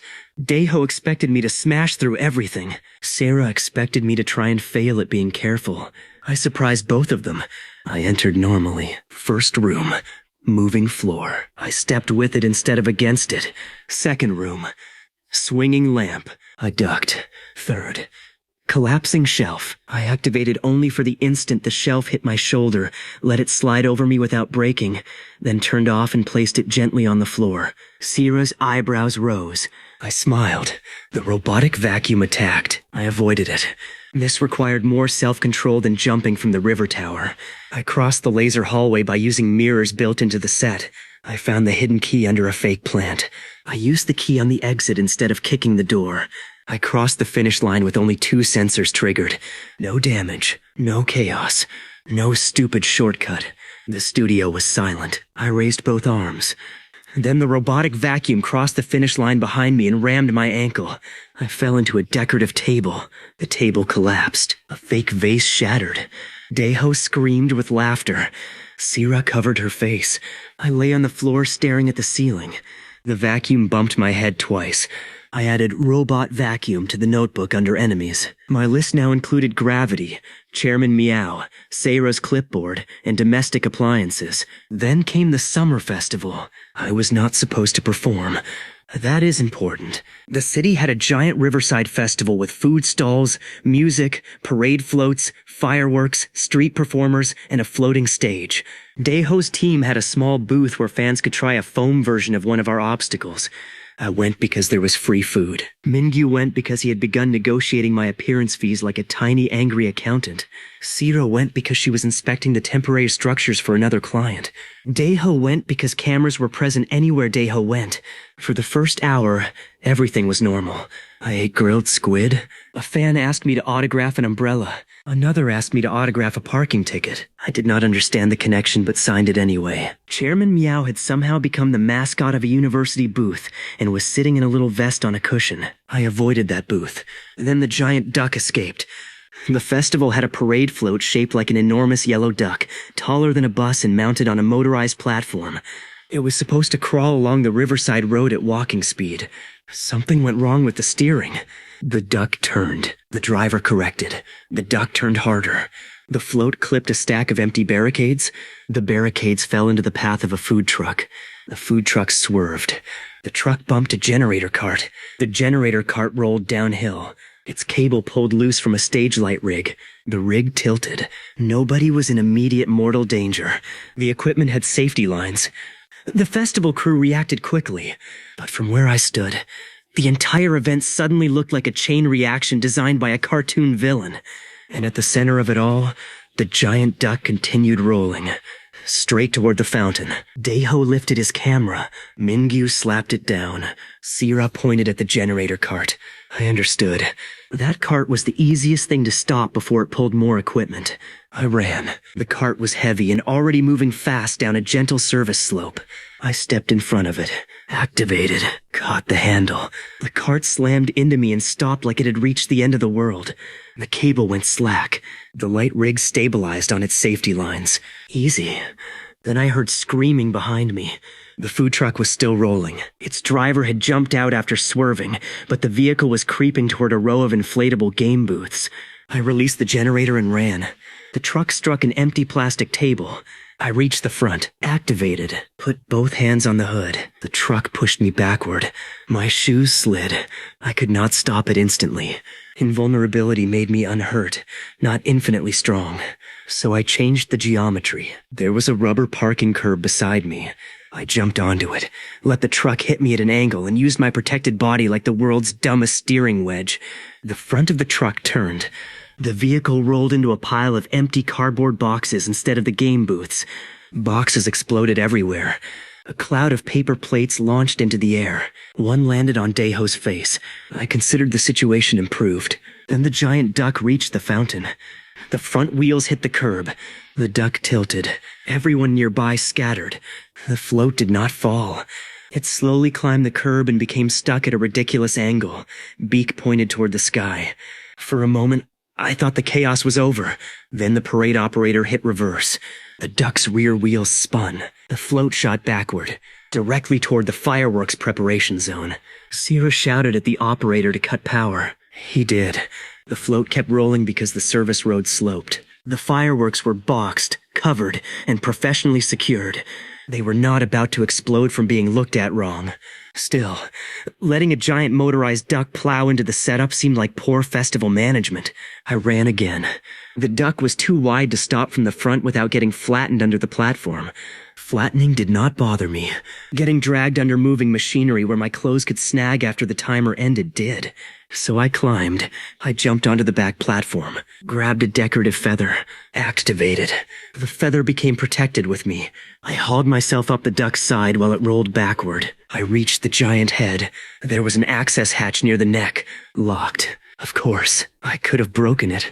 Sierra's voice echoed in my memory about property damage. I sighed. Then I climbed to the top of the duck. Below me, the float rolled toward the fireworks zone. Ahead, a thick decorative banner cable stretched between two light poles. Bad idea. Perfect. I grabbed the duck's top frame with one hand and the banner cable with the other as we passed under it. Activated fully. The cable snapped tight. The duck kept rolling. The poles bent. The banner stretched. For 1 second, nothing seemed to happen. Then the entire duck rotated sideways. The wheels lost alignment with the slope.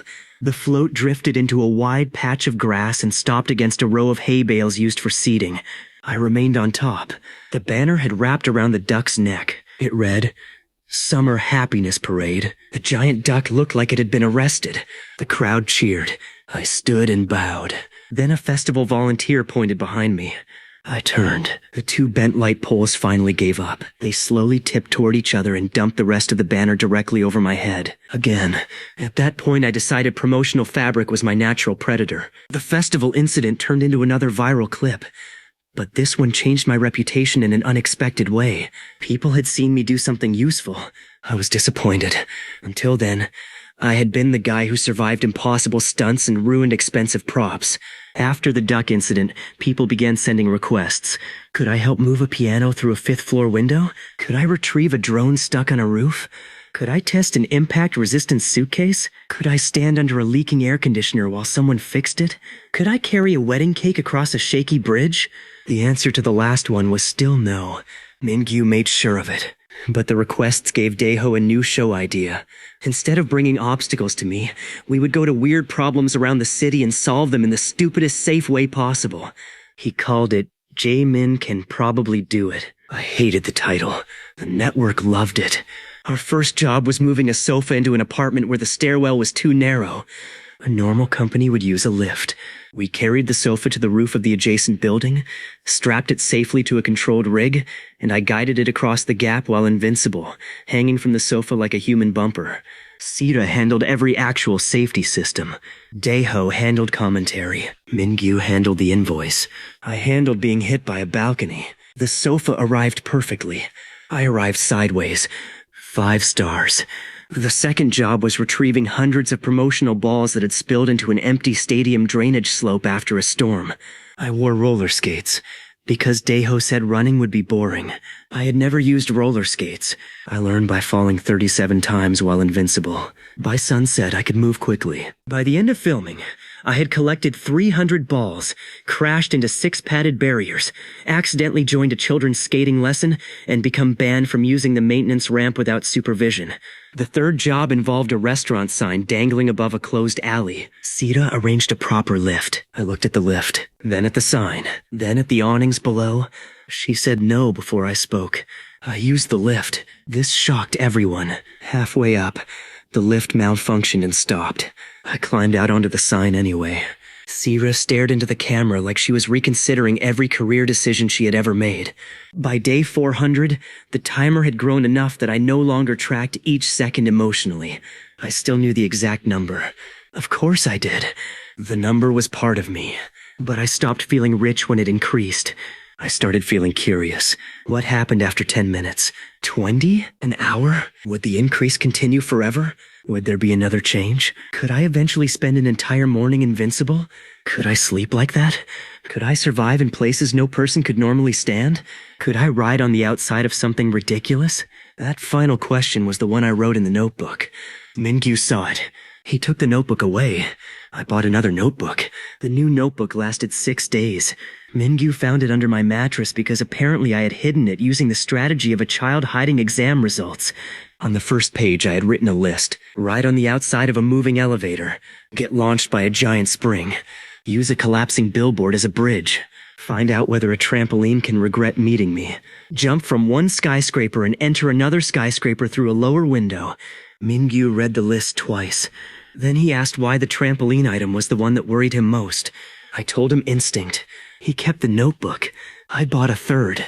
That one had a lock. At around day 430, Sarah stopped pretending she was only curious.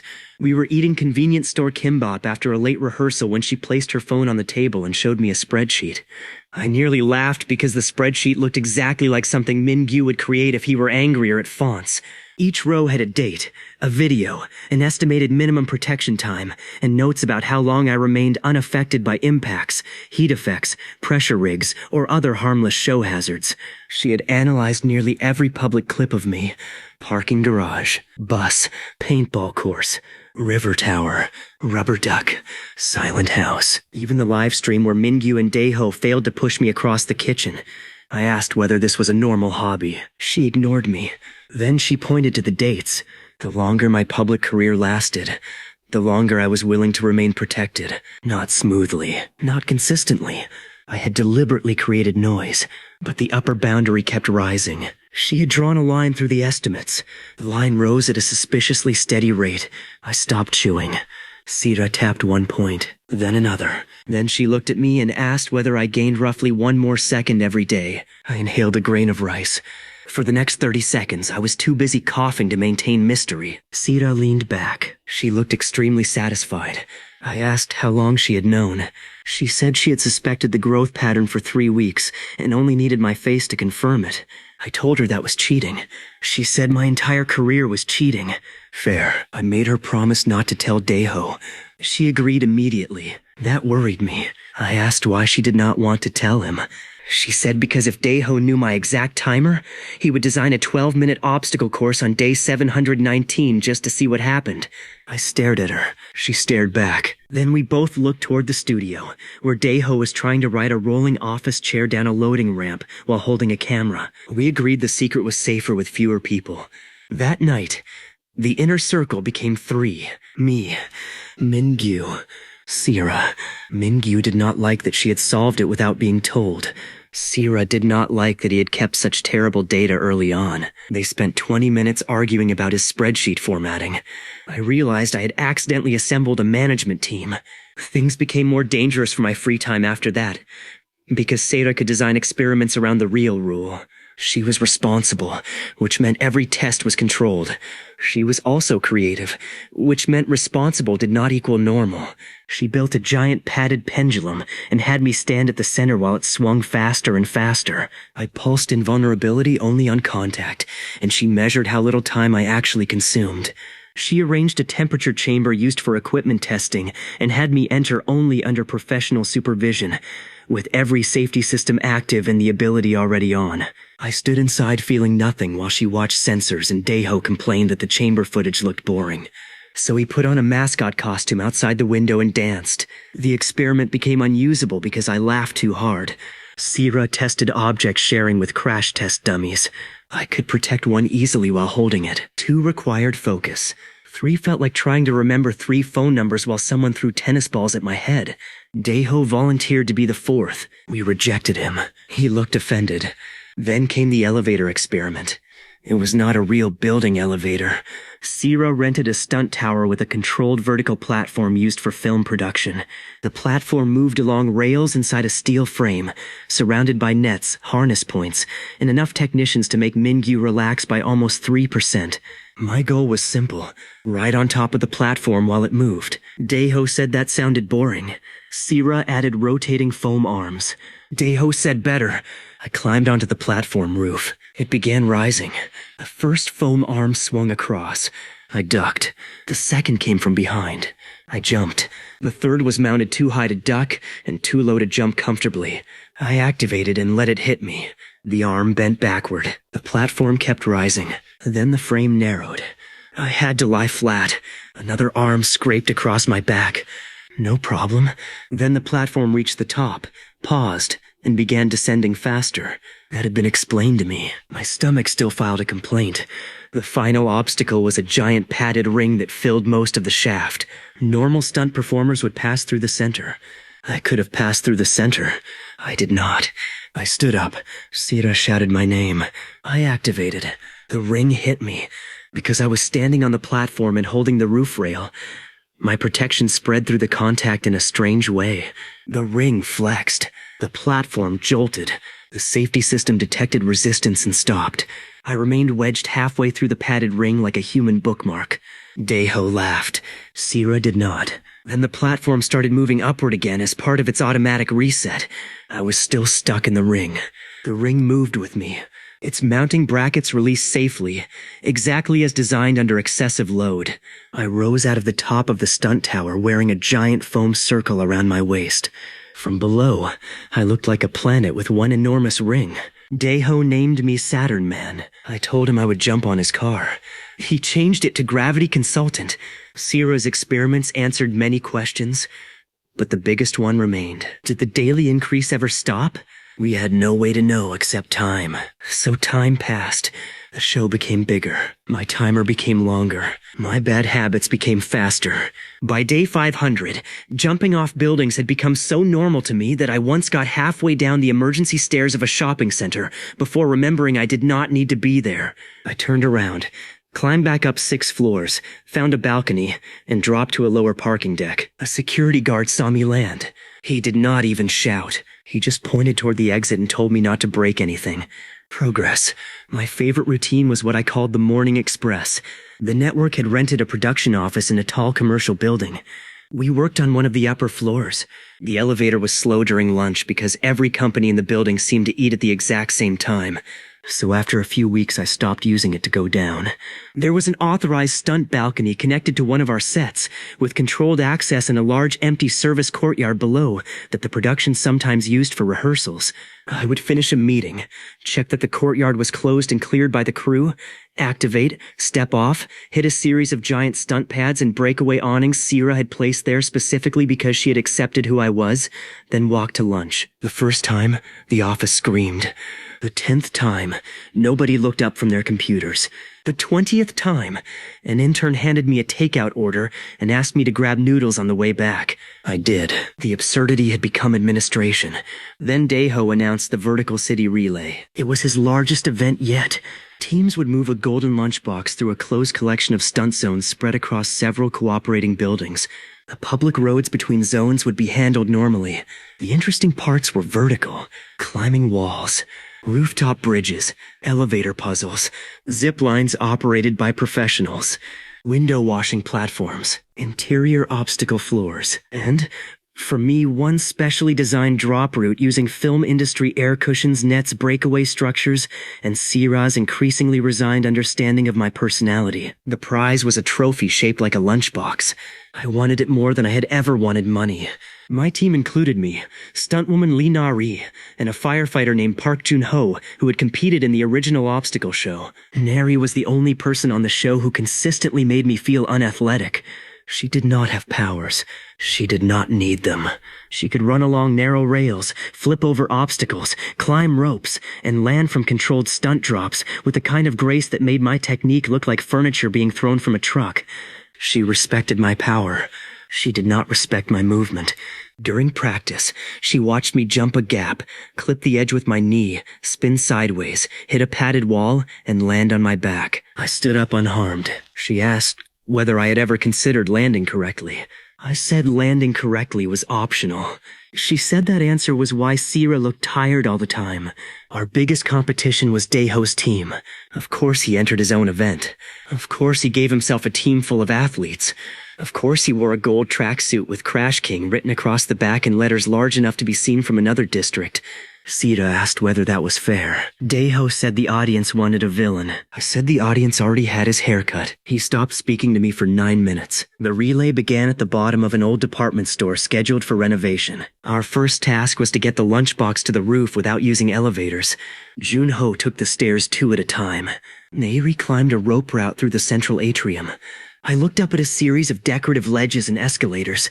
No, too obvious. I ran to the freight ramp, jumped onto a stack of secured rolling mats, rode them uphill while 2 crew members pushed from behind, leaped to the next landing, climbed a service scaffold, and reached the roof second. Nairi beat me by 11 seconds. She looked completely calm. I looked like I had fought a mattress warehouse. She handed me the lunchbox. The next zone was mine. A controlled drop route ran along the outside of the building to a lower rooftop. The legal stunt path involved a harness and a descending rig. My special path involved a line of breakaway signs and padded canopies. I activated, jumped, hit the first sign. It broke. Hit the second. It broke. Missed the third entirely. Sierra, watching from a control monitor, later described this as predictable. I fell through a canopy, bounced onto a giant inflated pad. The lunchbox flew out of my hands. I had protected it, so it did not break. That did not mean it stayed near me. It launched upward like a golden brick. Nairi, who had taken the normal rig, swung past at exactly the right moment and caught it one-handed. The crowd lost its mind. I landed on the pad, looked up, and saw her hanging from a line with my lunchbox. She shouted that this was why technique mattered. I shouted that teamwork mattered more. She laughed. I counted that as victory.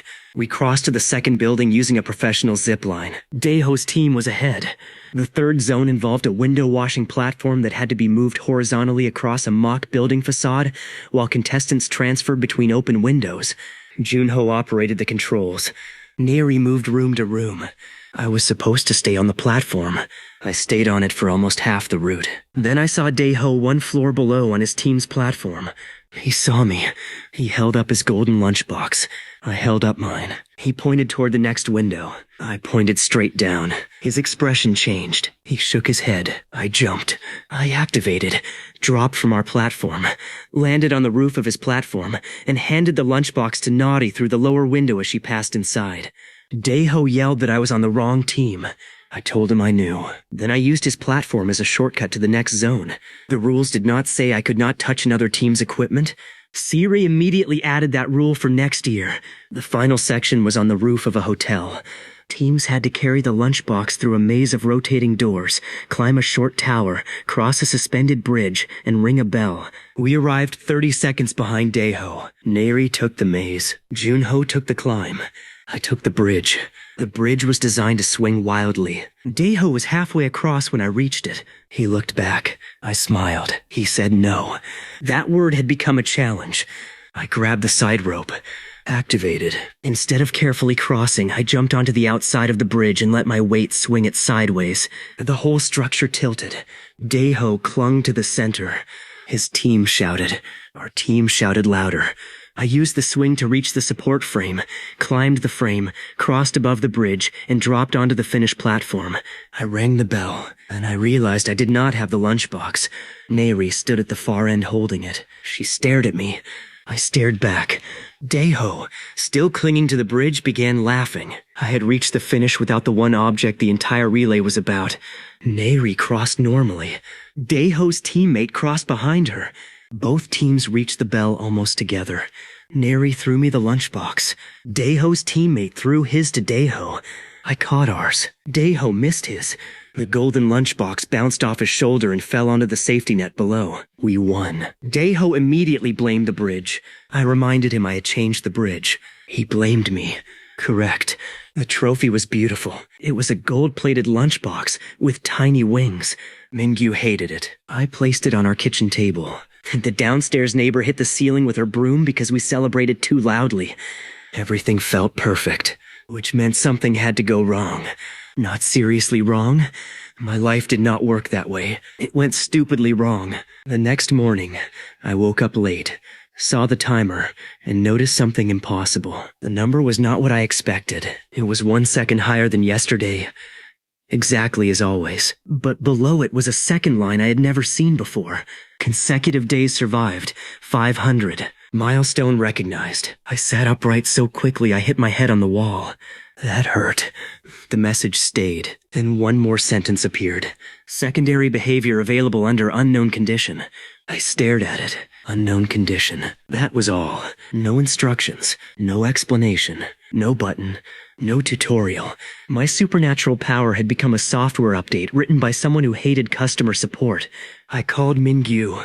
He was in the kitchen. He entered holding toast. I told him we had a problem. He asked whether I had broken the lunchbox. I said worse. He put down the toast. Sira arrived 20 minutes later. I explained the message. She immediately opened a notebook. Mingyu opened a spreadsheet. I opened the refrigerator, thinking required juice. We had no idea what secondary behavior meant. Maybe I could protect more people. Maybe I could stretch the field farther. Maybe I could store unused time. Maybe invulnerability could affect something I was not touching. Maybe I could become invulnerable emotionally. Mingyu said that last one was impossible. We tested everything we could safely test. Nothing changed. I protected 2 dummies. Same difficulty.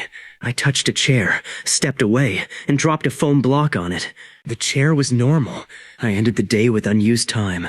At midnight, the unused time vanished like always. No storage. I tried activating while holding Mingyu's toast. The toast became protected. He asked me to stop experimenting with breakfast. For 3 weeks, the message appeared under my timer every day. Secondary behavior available under unknown condition. It drove me insane. Every stunt became a possible trigger. Every weird sensation made me stop and check. I jumped from a rooftop into a controlled stunt pad.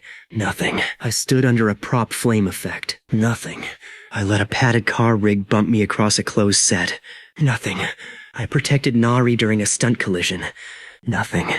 I protected Daeho during a stunt collision. He screamed even though neither of us felt anything. Still nothing. Sira thought the condition might depend on behavior rather than danger. Mingyu thought it might depend on time. I thought maybe the system enjoyed watching me suffer psychologically.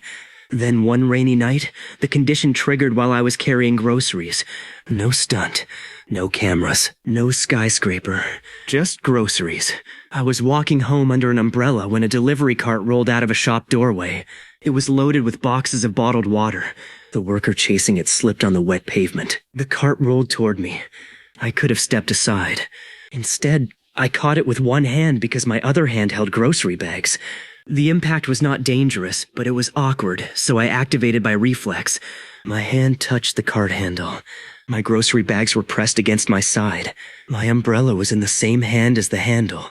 For one instant, I was protecting myself, the cart, the umbrella, and everything in my arms. Then something flashed. The blue timer split, not into 2 numbers, into a circle. A pale blue ring expanded from my hand across the cart, then across the boxes, then across the wet pavement beneath it. Rain struck the pavement inside the ring and bounced away as if it had hit glass. I froze. The worker froze. The cart froze. Even the loose plastic wrapping on one box stopped fluttering. For less than a second, everything inside a small area around my hand shared my invulnerability. Then I panicked and switched off. The ring vanished. Rain splashed normally. The cart rolled half a centimeter and stopped against my shoe. A message appeared. Secondary behavior identified. Area anchoring. Cost multiplier depends on radius. I stared at the words. The worker thanked me for catching the cart. I nodded without hearing him. Area anchoring. I could make a place invincible. Not just myself. A place. I looked down at the sidewalk, then at the umbrella, then at my timer, then toward the skyline. And for the first time in months, skyscrapers stopped being the craziest thing I could imagine. I did not tell Daeho about area anchoring. There are secrets you keep because they are dangerous. There are secrets you keep because they are personal. And there are secrets you keep because if Daeho learns you can temporarily make part of the environment invincible, he will arrive at your apartment before breakfast with a trampoline and a sponsorship proposal. This was the third kind. I called Seira and Mingyu instead. They met me at the studio the next morning before anyone else arrived. Seira had already prepared testing materials. Mingyu had already prepared coffee. I had prepared nothing. This division of labor suited me. We started with a folding table. I placed my palm on the center, activated normally, then deliberately pushed the protection outward the way I had felt it spread across the delivery cart. The pale blue ring appeared to me again. Sira could not see it. Mingyu could not see it. But both saw the result. Sira hit the far edge of the table with a padded testing hammer. The table did not shake. Not even slightly. She hit harder. Nothing. Mingyu grabbed one leg and tried to lift it. The table refused to move. It was not simply durable. It was anchored. For the moment I maintained the area effect. The protected patch behaved as if reality had signed a contract promising to leave it exactly where it was. Then I checked my timer. I nearly swallowed my tongue. The drain was much faster than protecting only myself. I released the effect immediately. Mingyu was still pulling on the table leg. The table suddenly moved. He fell backward into a stack of foam mats. Sira wrote something down. I laughed. Mingyu changed the Wi-Fi password. The next test used a smaller area. Much cheaper. A patch the size of my hand barely increased the drain. A patch around my feet cost more.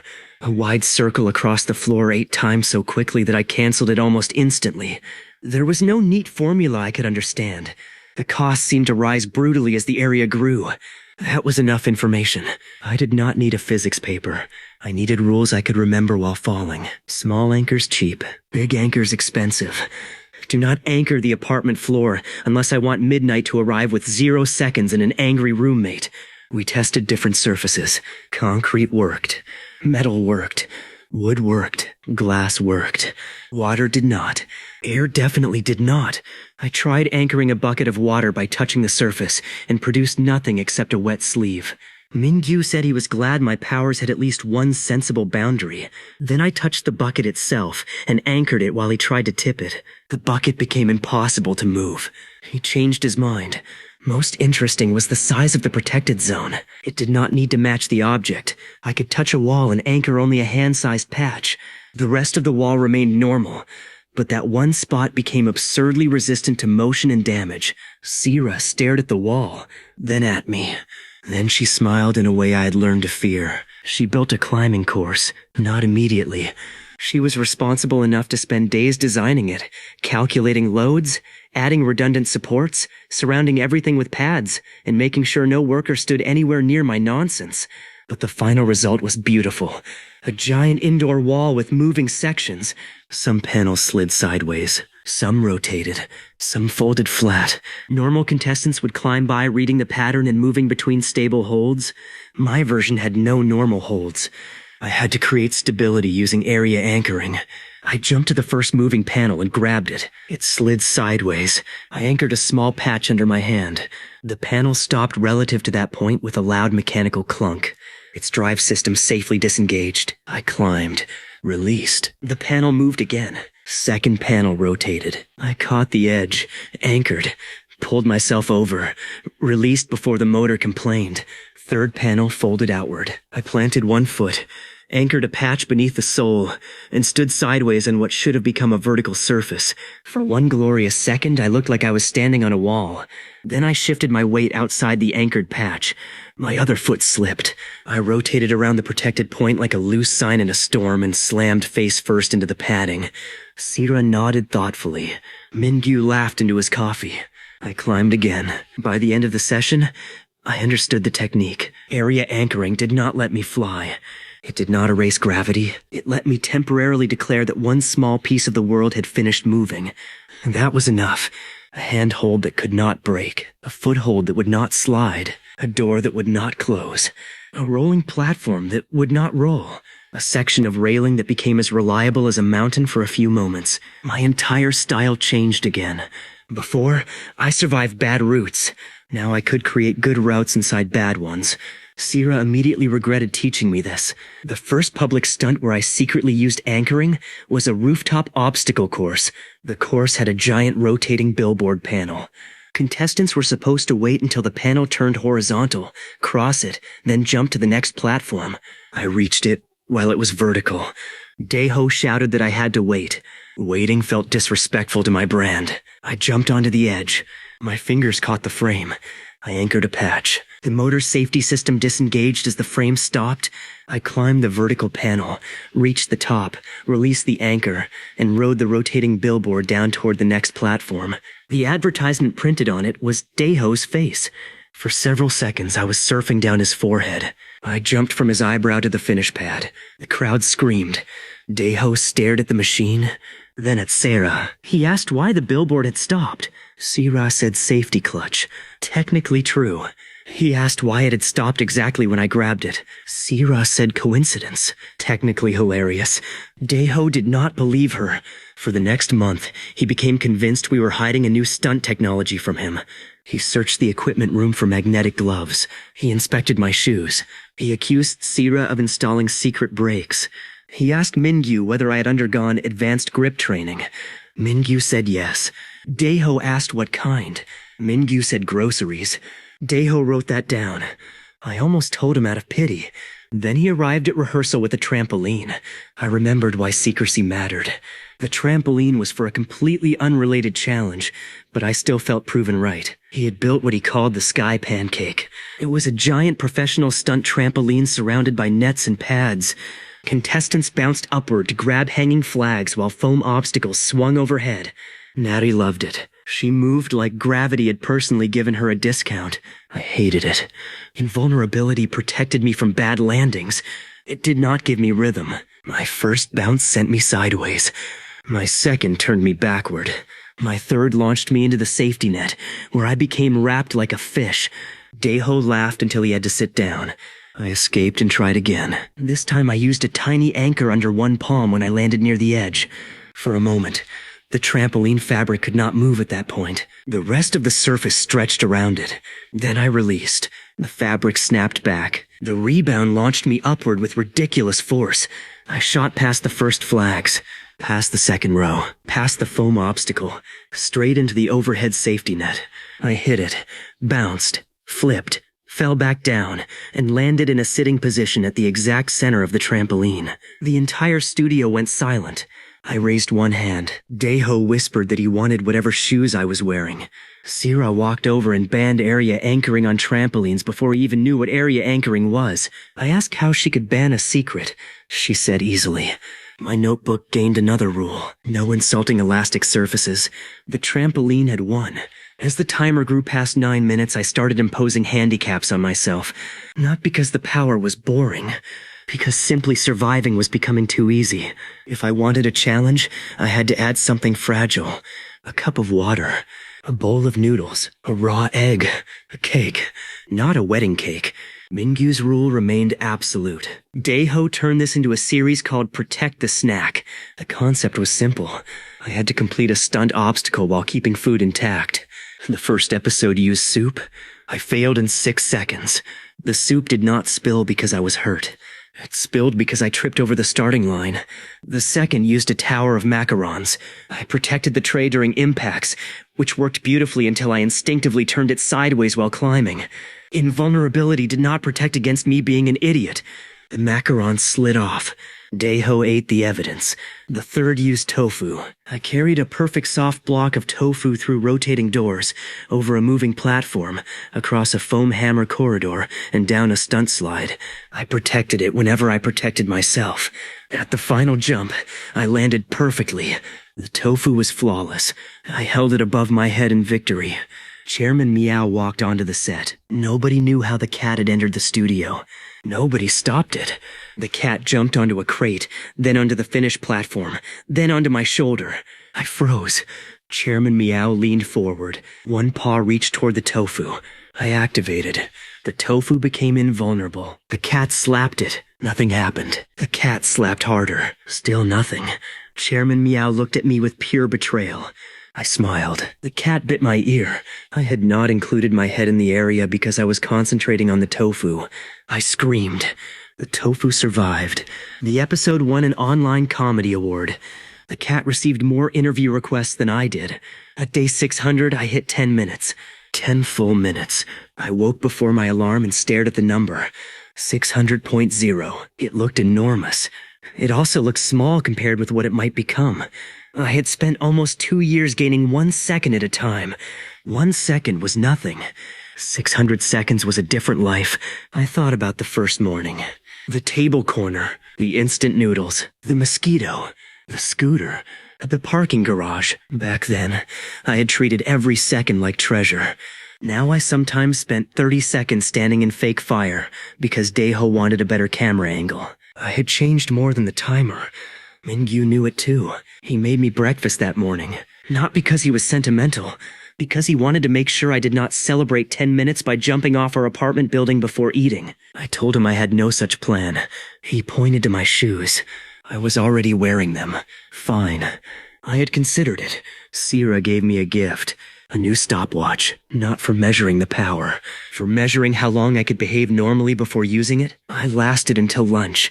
Then the network called. A film production had a problem. They were shooting an action comedy in the city. Their lead actor had injured his ankle doing something completely unrelated to stunts, and they needed a body double for several ridiculous impact scenes. Professional stunt performers could do all of them safely. That was not the problem. The director had seen my show and decided the movie needed the specific energy of a man who does not respect walls. That was the best compliment I had ever received. I accepted immediately. Film work taught me an important lesson.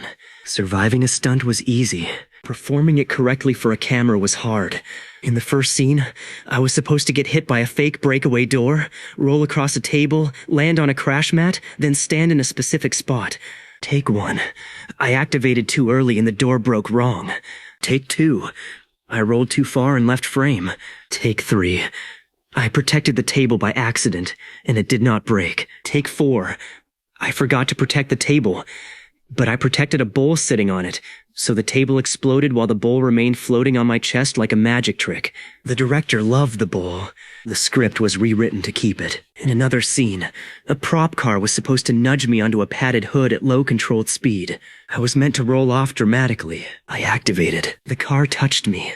My feet were planted. The bumper crumpled. The car stopped. I stayed upright. The director stared. The stunt coordinator stared. The actor inside the prop car stared. Then the director whispered that it was better than the original scene. The movie was rewritten again. By the end of the week, my tiny body double role had become a recurring background character called Unlucky Delivery Guy. Every time the heroes entered a new location, I appeared in the background and survived something absurd. A sign fell on me. A cart rolled over me. A fake explosion threw me through a door. A collapsing shelf buried me in cereal boxes. I never spoke. I just stood up and continued delivering the same paper bag. The paper bag became the real star. I protected it through every take. The director filmed a final scene where I emerged from a destroyed cafe, brushed dust off the bag, and handed it to a customer. The customer opened it. The soup was intact. Months of Protect the Snack had finally become art. When the movie trailer released, my 3-second appearance received more comments than the lead actor's car chase. Daeho became jealous. He declared that our show needed a bigger stunt. Sierra said no. He had not even explained it yet. She had learned. His idea was called the Tower to Table Challenge. A luxury hotel wanted to promote its rooftop restaurant. The production would build a fully controlled stunt descent along the outside and interior of the building. I would start on the roof with an empty serving tray, collect 1 dish at each staged level, and reach a dining table near the bottom with everything intact. No public areas.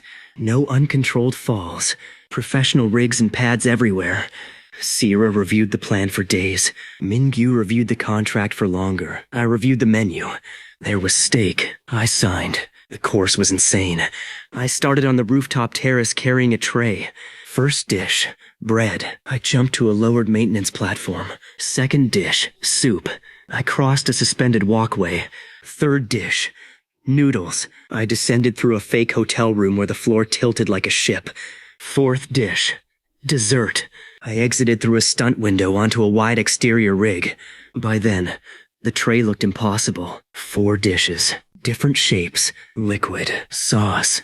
1 tiny decorative herb that felt more fragile than my entire career. Daeho's voice came through the earpiece and reminded me that the next section was the drop. A controlled vertical stunt route led to a large receiving platform several levels below. I could simply protect the tray with me? Too easy. So Daeho had added a rule. The tray had to remain horizontal. I looked down, then at the tray, then at the building wall. Area anchoring. I smiled. I stepped off. The tray began to tilt as air moved around it.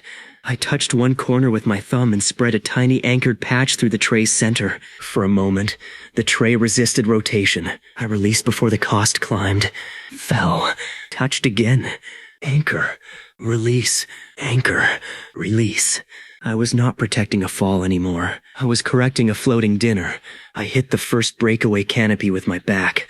The tray stayed level. I bounced through a fabric screen. The tray stayed level. I landed on the receiving pad. The soup moved. One drop rose over the bowl edge. I activated the tray patch instantly. The drop struck the protected rim and fell back inside. I stood. Every dish remained perfect. The crew erupted. Daeho shouted something incoherent. Sierra stared at the monitor because she knew exactly what I had done. I continued through the final hotel levels. One elevator shaft set. One rotating hallway, one rolling luggage obstacle, then the restaurant. I crossed the finish line and placed the tray on the table. Perfect. Not one spill. Not one broken plate. The head chef inspected everything. He nodded. I had done it. Then Daeho ran over to celebrate, tripped on a camera cable, hit the edge of the table, and dumped the entire meal onto the floor. Silence. I looked at Daeho. The chef looked at Daeho. Sira looked at Daeho. Mingyu looked at the contract. Daeho slowly backed away. For once, none of the destruction was my fault. I framed a photograph of that moment. The photograph of Daeho destroying the perfect hotel meal became my phone wallpaper. He changed it every time he borrowed my phone. I changed it back. This continued for months. By then, my life had developed enough rules that the network hired a man whose entire job seemed to be making more rules. His name was Moon Gyu-suk. Officially, he was a risk and compliance supervisor. Unofficially, he was the human form of a clipboard. He did not dislike me. That would have been simpler. He liked me very much. He found me fascinating. He also believed every fascinating thing should have a numbered form, 3 signatures, an emergency plan, and a laminated boundary map. On his first day, he watched me exit the studio through a second-floor stunt window instead of using the stairs. The window opened onto a controlled landing pad we had used hundreds of times. I dropped, activated, landed. Gyu-suk looked down from the window. Then he asked which form covered that maneuver. Sira said none because filming had ended. Gyu-suk looked physically injured by the concept. The next morning, there was a new document called Recreational Vertical Egress Request. I needed to fill it out before jumping from an approved structure for non-production reasons. I read the form. It asked for departure point, landing zone, estimated duration, protective equipment, supervision, and reason conventional stairs are insufficient. I wrote, stairs are emotionally slow. Gyu-suk rejected it. I wrote, production efficiency, approved. This began our own quiet rivalry. He made forms. I found technically valid answers. He required 24-hour notice for planned rooftop exits. I submitted a standing weekly request covering every approved stunt balcony. He required a named observer. I listed Daeho. Gyu-suk required the observer to remain on site. Daeho became furious because I had accidentally assigned him a job. He tried to remove his name. Gyu-suk said the change required another form. For the first time in my life, bureaucracy became one of my powers. Mingyu loved Gyu-suk. They spoke the same language. Receipts. Schedules. Liability. They once spent an entire lunch discussing equipment depreciation while I sat between them wondering if invulnerability worked against boredom. It did not. Sira respected him too because his rules made Daeho easier to control. Daeho called him the final boss of paperwork. Gyu-suk asked whether that title required approval from marketing. Daeho nearly cried. The funniest result of all this regulation was the Jae-min exit zone. Our studio courtyard already had professional stunt pads used for filming. Gyu-suk formalized one section as an approved drop area during scheduled windows. The crew placed a bright sign on the ground whenever it was active. Jae-min vertical route open. It was supposed to stop me from improvising. Instead, it gave me infrastructure. I began using it like a bus stop. Meetings ended on the 7th floor. I walked to the approved stunt balcony. Checked the sign. Activated. Dropped. Hit the pad. Walked to lunch. Visitors eventually stopped reacting. A new intern once screamed when I disappeared over the balcony. 3 employees looked up from their desks and told her it was fine. She asked how it was fine. Nobody knew how to answer because none of them knew the secret. They had simply accepted me as office weather. Sometimes Jae-min fell from the building. Bring an umbrella. At day 640, Daeho finally learned about area anchoring. Not because we told him, because he touched my sandwich. This sounds unrelated. It was not. We were rehearsing a game called Moving Lunch, where contestants carried food across a set of rolling platforms, while other contestants used giant fans to push them off balance.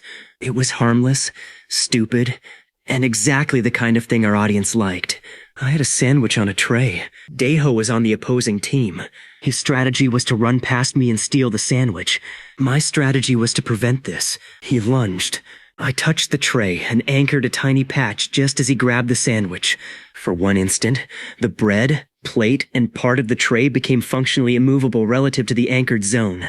Daeho pulled. His arms moved. The sandwich did not. His body continued backward. He fell onto his butt while still holding one slice of lettuce that had not been inside the protected patch. The studio laughed. Daeho did not. He stared at the sandwich, then at my hand, then at Seira. Seira became extremely interested in her clipboard. Daeho stood. He tried to move the tray after I released the effect. It moved normally. He tried again. Normal. He looked at me. I smiled. He asked what I had done. I said grip training. From across the set, Mingyu made a choking sound. Daeho pointed at all 3 of us. He realized. Not the exact rule, but he realized we had a secret. The rest of rehearsal became an interrogation disguised as a game show. He threw foam balls at me without warning. I dodged. He tried to pull chairs away while I sat on them. I let him. He pushed a rolling table toward me. I stepped aside. He became more frustrated. Finally, he climbed onto the announcer platform, pointed at me dramatically, and declared that he would discover my new technique. Then he stepped backward off the platform. It was only a small drop onto a padded floor. Still, he flailed like a cartoon character. I activated, caught his wrist, and extended protection into the platform railing so I could stop both of us cleanly. The railing became rigid. Daeho dangled beside the platform, unharmed.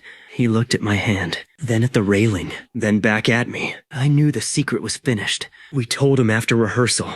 Not everything. At first, I only explained that I could temporarily make myself invulnerable and sometimes extend the effect into things I touched. Daeho listened silently. That alone was terrifying. When I finished, he asked how long. I looked at Mingyu. Mingyu looked at Sera. Sera looked at me. Daeho saw the exchange and immediately understood that duration mattered. He began guessing. 10 seconds. No. A minute. More. 5 minutes. More. An hour. No. He stared. Then Sera sighed and told him the 1 second per day rule. Daeho sat down. He did mental math. His face changed. He looked at me the way a child looks at a toy store just before an adult hides the wallet. Mingyu pointed at him and said no. Daeho had not spoken. Sera also said no. Gyusuk, who had entered the room halfway through the explanation and heard enough to realize his paperwork had been regulating a supernatural phenomenon, quietly sat beside Daeho. He removed his glasses. For a full minute, nobody spoke. Then Gyusuk asked whether the power had a user manual. I said no. He looked devastated. Daeho recovered first. He asked the obvious question. How many seconds did I have that day? I told him. He asked how many I had left. I told him I was not telling him that. He smiled. I regretted everything. The next week, Daeho pitched 17 stunt concepts. Gyusuk rejected 14 before Sera even saw them. One involved a giant toaster. Rejected. One involved being rolled downhill inside a transparent ball. Rejected. One involved carefully supervised volcano vibes. Nobody knew what that meant. Rejected twice. The 3 surviving ideas were actually good. That was the dangerous thing about Daeho. Under enough layers of nonsense, he occasionally found gold. The best concept was called Timer Thief. The audience still would not know my exact power. To them, it was simply a strategy game where I wore a visible digital counter representing armor points. Every time I used my real invulnerability, production would subtract from the fake counter in approximate chunks. The course was designed to tempt me into wasting protection. Foam hammers, falling walls, Moving floors, water jets, rolling obstacles. Nothing actually dangerous. The challenge was psychological. Could I resist using my power when I did not need it? This was cruel. The first room had 10 swinging foam arms. I dodged 9. The 10th brushed my hair. I activated out of reflex. Daeho rang a bell and screamed that he had stolen time. I hated the bell instantly. The second room had a collapsing ceiling made from lightweight foam blocks. I knew they were harmless. My body still wanted protection. I forced myself to remain normal. Blocks buried me. I crawled out covered in fake dust. No timer spent. Daeho looked disappointed. Good. The third room had a rotating walkway above a shallow water pit. I could fall safely. I chose not to activate. I slipped, hit the water, lost a shoe. Still no timer spent. The audience cheered because apparently watching an invincible man choose to be mildly uncomfortable was inspiring. Then Sira's section began. She had built a maze where every wrong turn ended in a harmless impact obstacle. Soft wall, padded bar, air blast, foam ball cannon. I could tank all of them, but each activation would cost me. So I started solving the maze properly. Left, right, duck, climb, wait. I had almost forgotten what caution felt like. It was annoying. It was also fun. At the final corner, I saw the exit. Between me and the door was one enormous padded hammer, swinging slowly across the path. Easy to avoid. I waited. The hammer passed. I stepped forward. Daeho pressed a hidden button. A second tiny foam hammer popped out of the wall and tapped my knee. I activated instinctively. Bell. Daeho screamed with joy. I chased him across the studio. He escaped by hiding behind Gyusuk. Gyusuk held up a rule sheet. I stopped. Bureaucracy defeated me again. The episode was a massive success because it revealed something the audience had never seen before. I could choose not to be invincible. People liked that more than expected. Comments said it made the power feel real. Some viewers started trying to guess my hidden limit. Daeho wanted to lean into the mystery. Sira wanted to maintain safety. Mingyu wanted to sell Timer Thief shirts. Gyusuk wanted the shirts to contain a small printed disclaimer. We had become a very strange company. And somewhere in the middle of that, I stopped being just the guy everyone tried to control. I started helping design the stunts. That was when the real problems began. Because Daeho's ideas were chaotic. Sira's ideas were technical. My ideas were technically chaotic. I proposed a vertical tag game inside a closed stunt tower. One player started on the roof. One started at the bottom. Every floor had a different route between them.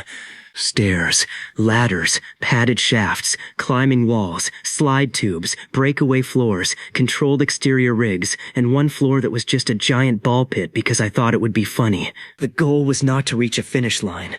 It was to tag the other player. Neri volunteered to face me. Everyone immediately knew I was in trouble. She was faster, more skilled, better at climbing, better at reading obstacle routes. My advantage was simple. I could move vertically in ways she could not. The game began with me on the roof and Nari at street level. She raced upward. I raced down. First drop. Controlled pad route. I skipped 2 floors. Neri climbed 3. Second section. Rotating staircase. I jumped over the center railing and dropped to the landing below. She vaulted the outside and kept climbing. Third.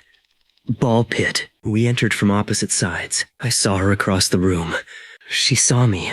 We both stopped. Then we dove into the plastic balls. The next 30 seconds were less anime battle and more 2 adults losing a fight against children's furniture. I surfaced. She disappeared. I turned. A plastic ball hit the back of my head. I activated by reflex. Bell. Daeho had brought the Timer Thief bell to a different show. I shouted that it was not part of the rules. Neri used my distraction to escape through a tube. I followed. She climbed. I dropped. We passed each other 3 times inside the tower.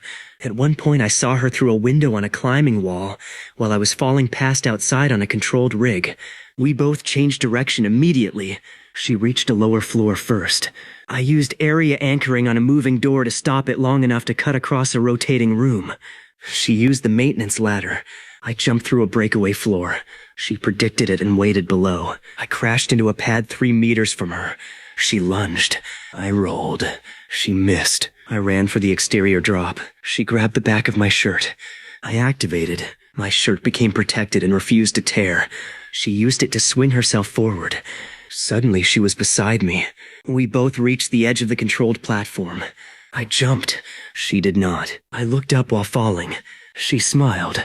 Then she hit a button. The stunt platform below me rotated away. Exactly as designed. I missed the planned landing and dropped into the giant ball pit one level lower. Again. I surfaced in plastic balls. Nari came down the stairs and tagged my forehead. I lost. The audience loved it. I demanded a rematch.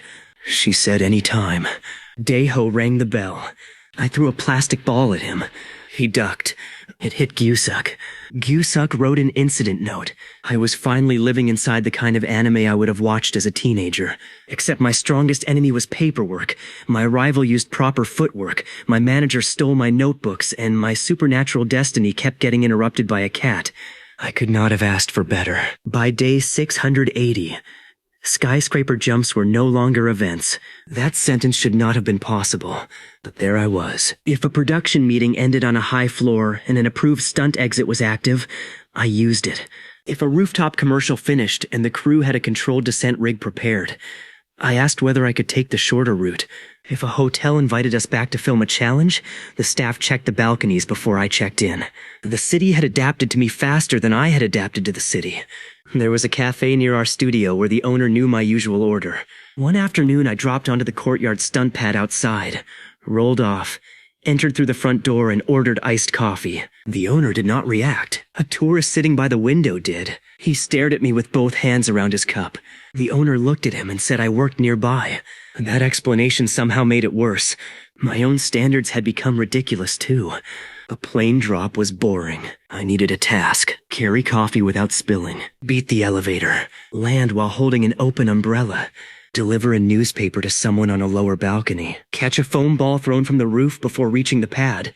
Wear a mascot costume. The mascot costume challenge nearly ended my career through embarrassment. Daeho dressed me as the tower mascot from the river opening. Repaired head and all. I stepped off a controlled film platform wearing a giant white foam building around my body.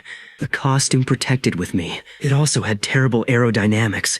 I rotated slowly during the descent and reached the landing pad upside down. The giant building head compressed. My legs stuck out at the top. For almost a minute, nobody could pull me free because I was laughing too hard to switch off the area protection around the costume. Gyusuk added costume orientation review to future stunt forms. The network sold plush versions of the mascot. Daeho gave one to Chairman Meow. The cat destroyed it in 12 minutes. I considered that a favorable review. At some point, my notebook stopped being a list of things I could survive and became a list of things I could solve. That was the real change. Early me had asked whether fire hurt, whether falling hurt, whether a car could hurt me. Now I knew the answer. For a limited amount of time, no. The interesting question was what that answer let me do. How could I cross a moving room without waiting? How could I stop a rolling set piece without being strong enough to lift it? How could I carry something fragile through chaos? How could I create one unmovable handhold inside a world that would not stop moving? How could I turn 1 extra second per day into something nobody had tried yesterday? That question kept me awake more than the fame. It also kept Sira employed.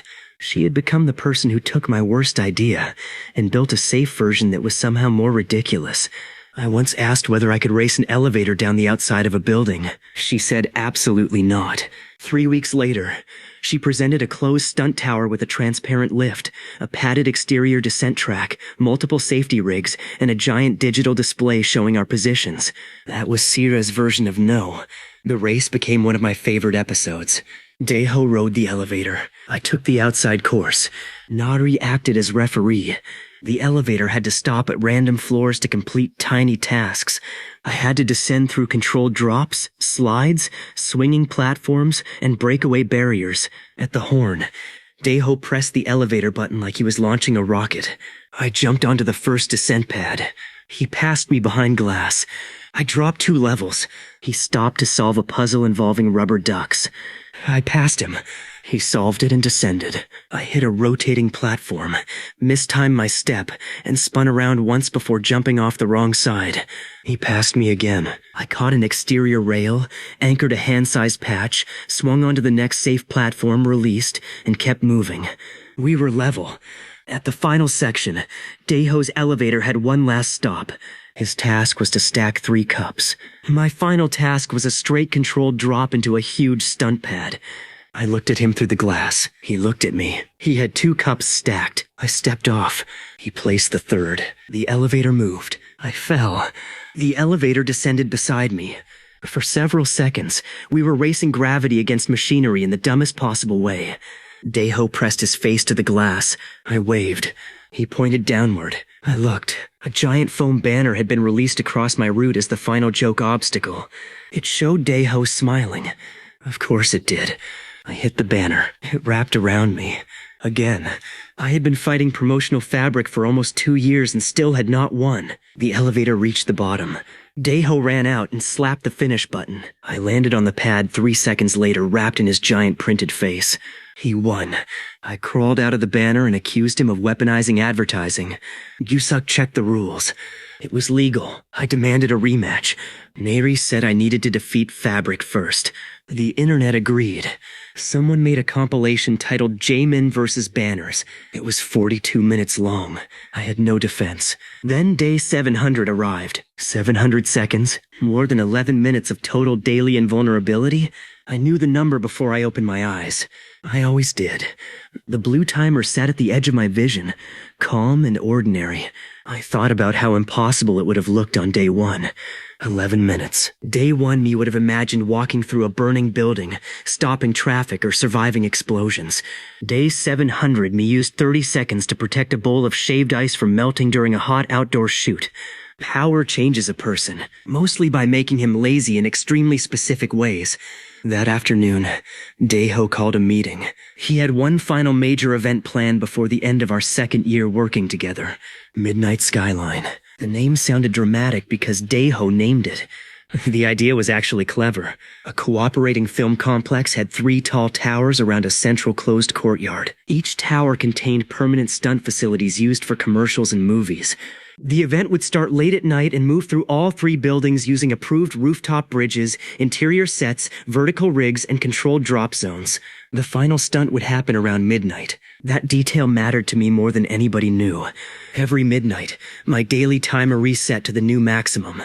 Onyen's time vanished. A fresh pool appeared. Normally, that was just the boundary between days. But if I started a protected sequence before midnight and continued after the reset, I could potentially use the end of one day and the beginning of the next almost back to back. I had never needed to exploit that. I had tested the reset safely at home. The timer changed exactly as expected. But using it inside a stunt felt different. Not because I planned to run the timer anywhere near 0. Sierra would have thrown me off the show herself. Because it turned time into part of the course. The stunt was no longer only about height or impact. It was about the clock. Daeho did not know I was thinking that way. Sierra did. The moment he said midnight, she looked at me. I looked at her. Mingyu looked between us and immediately said no. Gyusuk asked what he was saying no to. Mingyu said he would know when the form arrived. The event took a month to prepare. No improvising. No public streets. No uncontrolled landing zones. No surprise banners because I personally added that rule. Daeho tried to appeal. Rejected. Tower 1 was speed. Tower 2 was protection. Tower 3 was chaos. The event would end with a stunt descend into the central courtyard while fireworks displays operated far away over the river as background scenery. Every actual stunt surface was lit, padded, rigged, checked, and checked again. Gyusuk had enough paperwork to build a 4th tower. The night arrived. The live stream opened with Daeho on the roof wearing a silver suit that reflected every light in the city. He looked like a disco ball that had become management. Nari stood beside him in normal athletic clothes. Sierra stood at the control station. Mingyu stood beside the sponsor table guarding my contract like a dragon. I stood at the starting line wearing my old yellow goggles. I had brought them back for one reason. The first rooftop videos had made me Umbrella Man. If we were ending the season with the biggest Skyline course yet, the goggles deserved one more bad decision. The horn sounded. Tower 1 began. Speed. I ran through a rooftop gate, crossed a professional bridge to the next section, slid down an interior ramp, vaulted 2 padded rails, jumped through a breakaway wall, and entered a mock office set where every door led somewhere stupid. Door 1 opened into a broom closet. Door 2 opened into a fake meeting room filled with balloons. Door 3 opened onto a vertical slide. I took the slide. It launched me through 2 floors of the set and into a giant padded chair. The chair rolled backward. I stayed on it. A hallway appeared ahead. I rode the chair through the hallway like a king with no kingdom. Daeho shouted commentary somewhere above. I reached the first checkpoint faster than expected. Neri started her run 30 seconds behind me and still nearly caught up. Technique remained unfair. Tower 2 was protection. I had to carry 3 ridiculous objects through separate obstacles. First, a glass sculpture shaped like a noodle bowl. Second, a stack of fake gold bars. Third, a birthday cake made for Daeho. I asked why the cake had his face on it. He said branding. I nearly dropped it on purpose. The glass sculpture went through a rotating tunnel. I protected it only during impacts. The gold bars went across a tilting floor. I anchored the bottom bar in short moments to stop the stack from sliding. The cake went through a foam hammer corridor. Every hammer struck me. I kept the cake behind my back. One hammer spun me sideways. The cake remained level. Another hit my shoulder. Still level. I reached the end. Perfect. Then Daeho ran over to inspect it. I moved the cake away before he could touch the table. I had learned Tower 3 was chaos. Sierra had built it as revenge for every machine I had broken. Moving walls, rolling floors, swinging bags, doors that changed direction, platforms that rose only when other platforms fell, a fake elevator that opened onto another fake elevator, a room filled with giant rubber ducks. I stopped in the doorway. Sierra smiled through the control room glass. I told her that was unnecessary. She pointed at the clock. I kept moving. The duck room was worse than expected. They were waist-high inflatable ducks with weighted bottoms. Every time I pushed one aside, it swung back upright and hit me from another direction. I activated in short pulses. Duck, off, duck, off. 2 ducks together, on. I pushed through. At the far door, Daeho had installed one giant duck twice my height. It blocked the exit. I could go around. I could squeeze under. I could behave like an adult. Instead, I anchored one tiny patch on its base, pulled the top sideways, and turned the inflatable body into a giant spring. I released. The duck snapped upright and launched me through the doorway.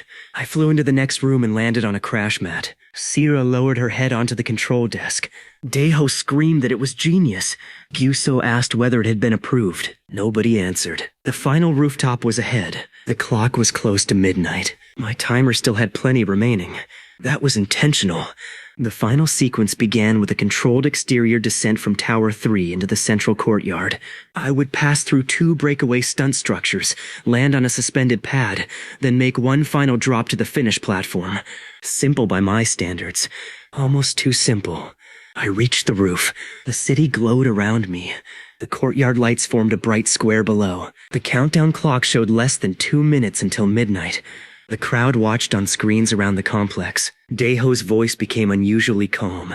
He reminded everyone that the route was controlled and closed. Sierra confirmed every system. Gyusa confirmed every boundary. Mingyu looked at me and pointed to my shoes. Tied.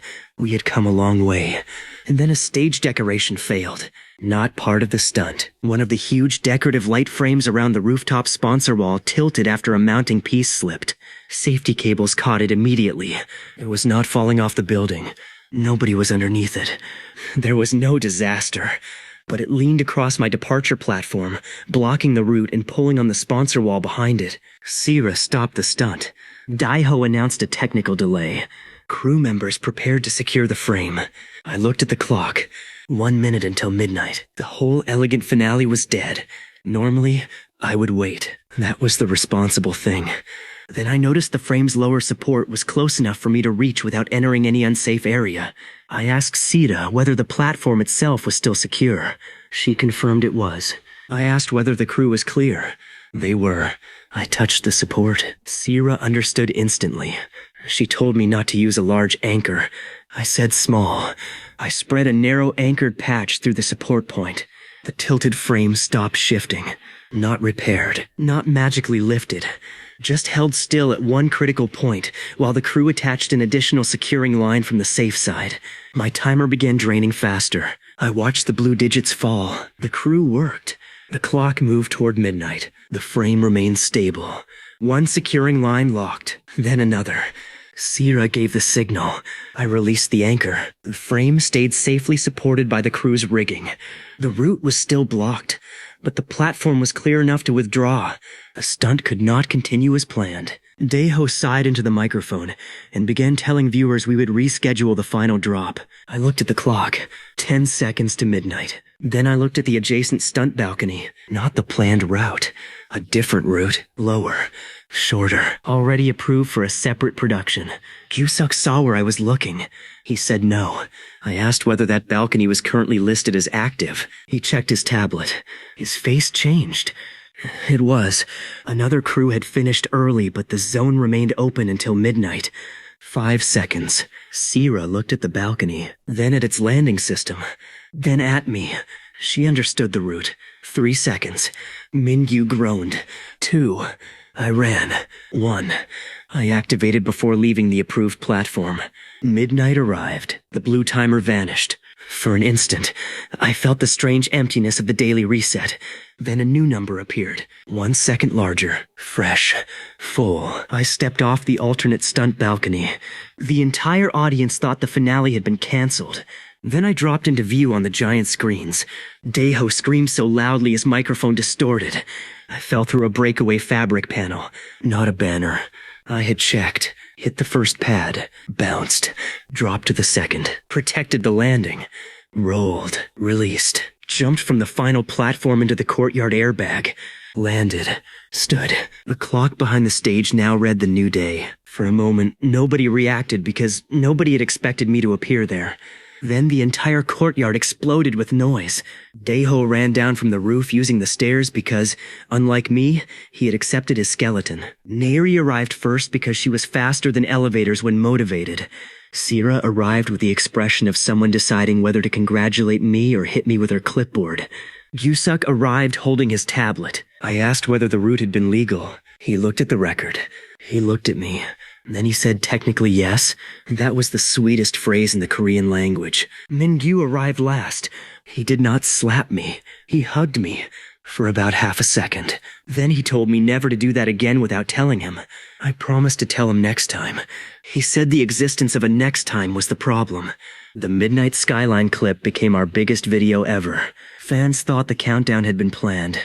Daeho wanted to claim it had. Gyusuk threatened to release the incident report. Daeho changed his mind. The most popular moment was not even the final drop.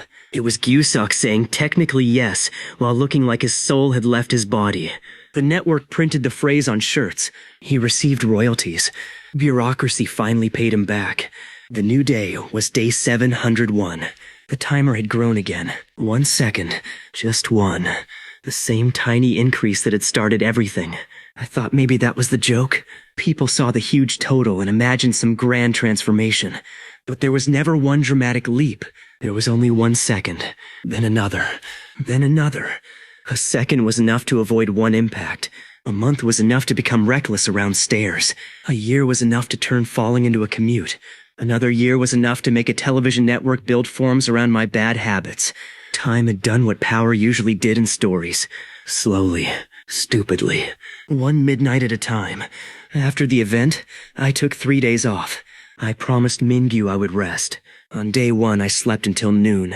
On day 2, I visited Chairman Meow with tuna and attempted diplomacy.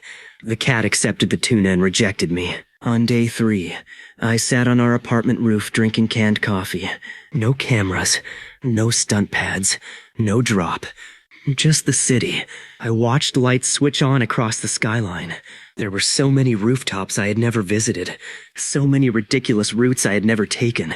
So many things I could test when another 100 days passed. I wondered whether I would ever reach a point where height meant nothing. Maybe. I wondered whether area anchoring would develop again. Maybe. I wondered whether 1 second per day would keep increasing for the rest of my life. No answer. Then my phone rang. Daeho. I ignored it. It rang again. Ignored. 3rd time. I answered only because he had the persistence of mold. He did not say hello. He asked whether I was sitting down. I told him yes. He said good.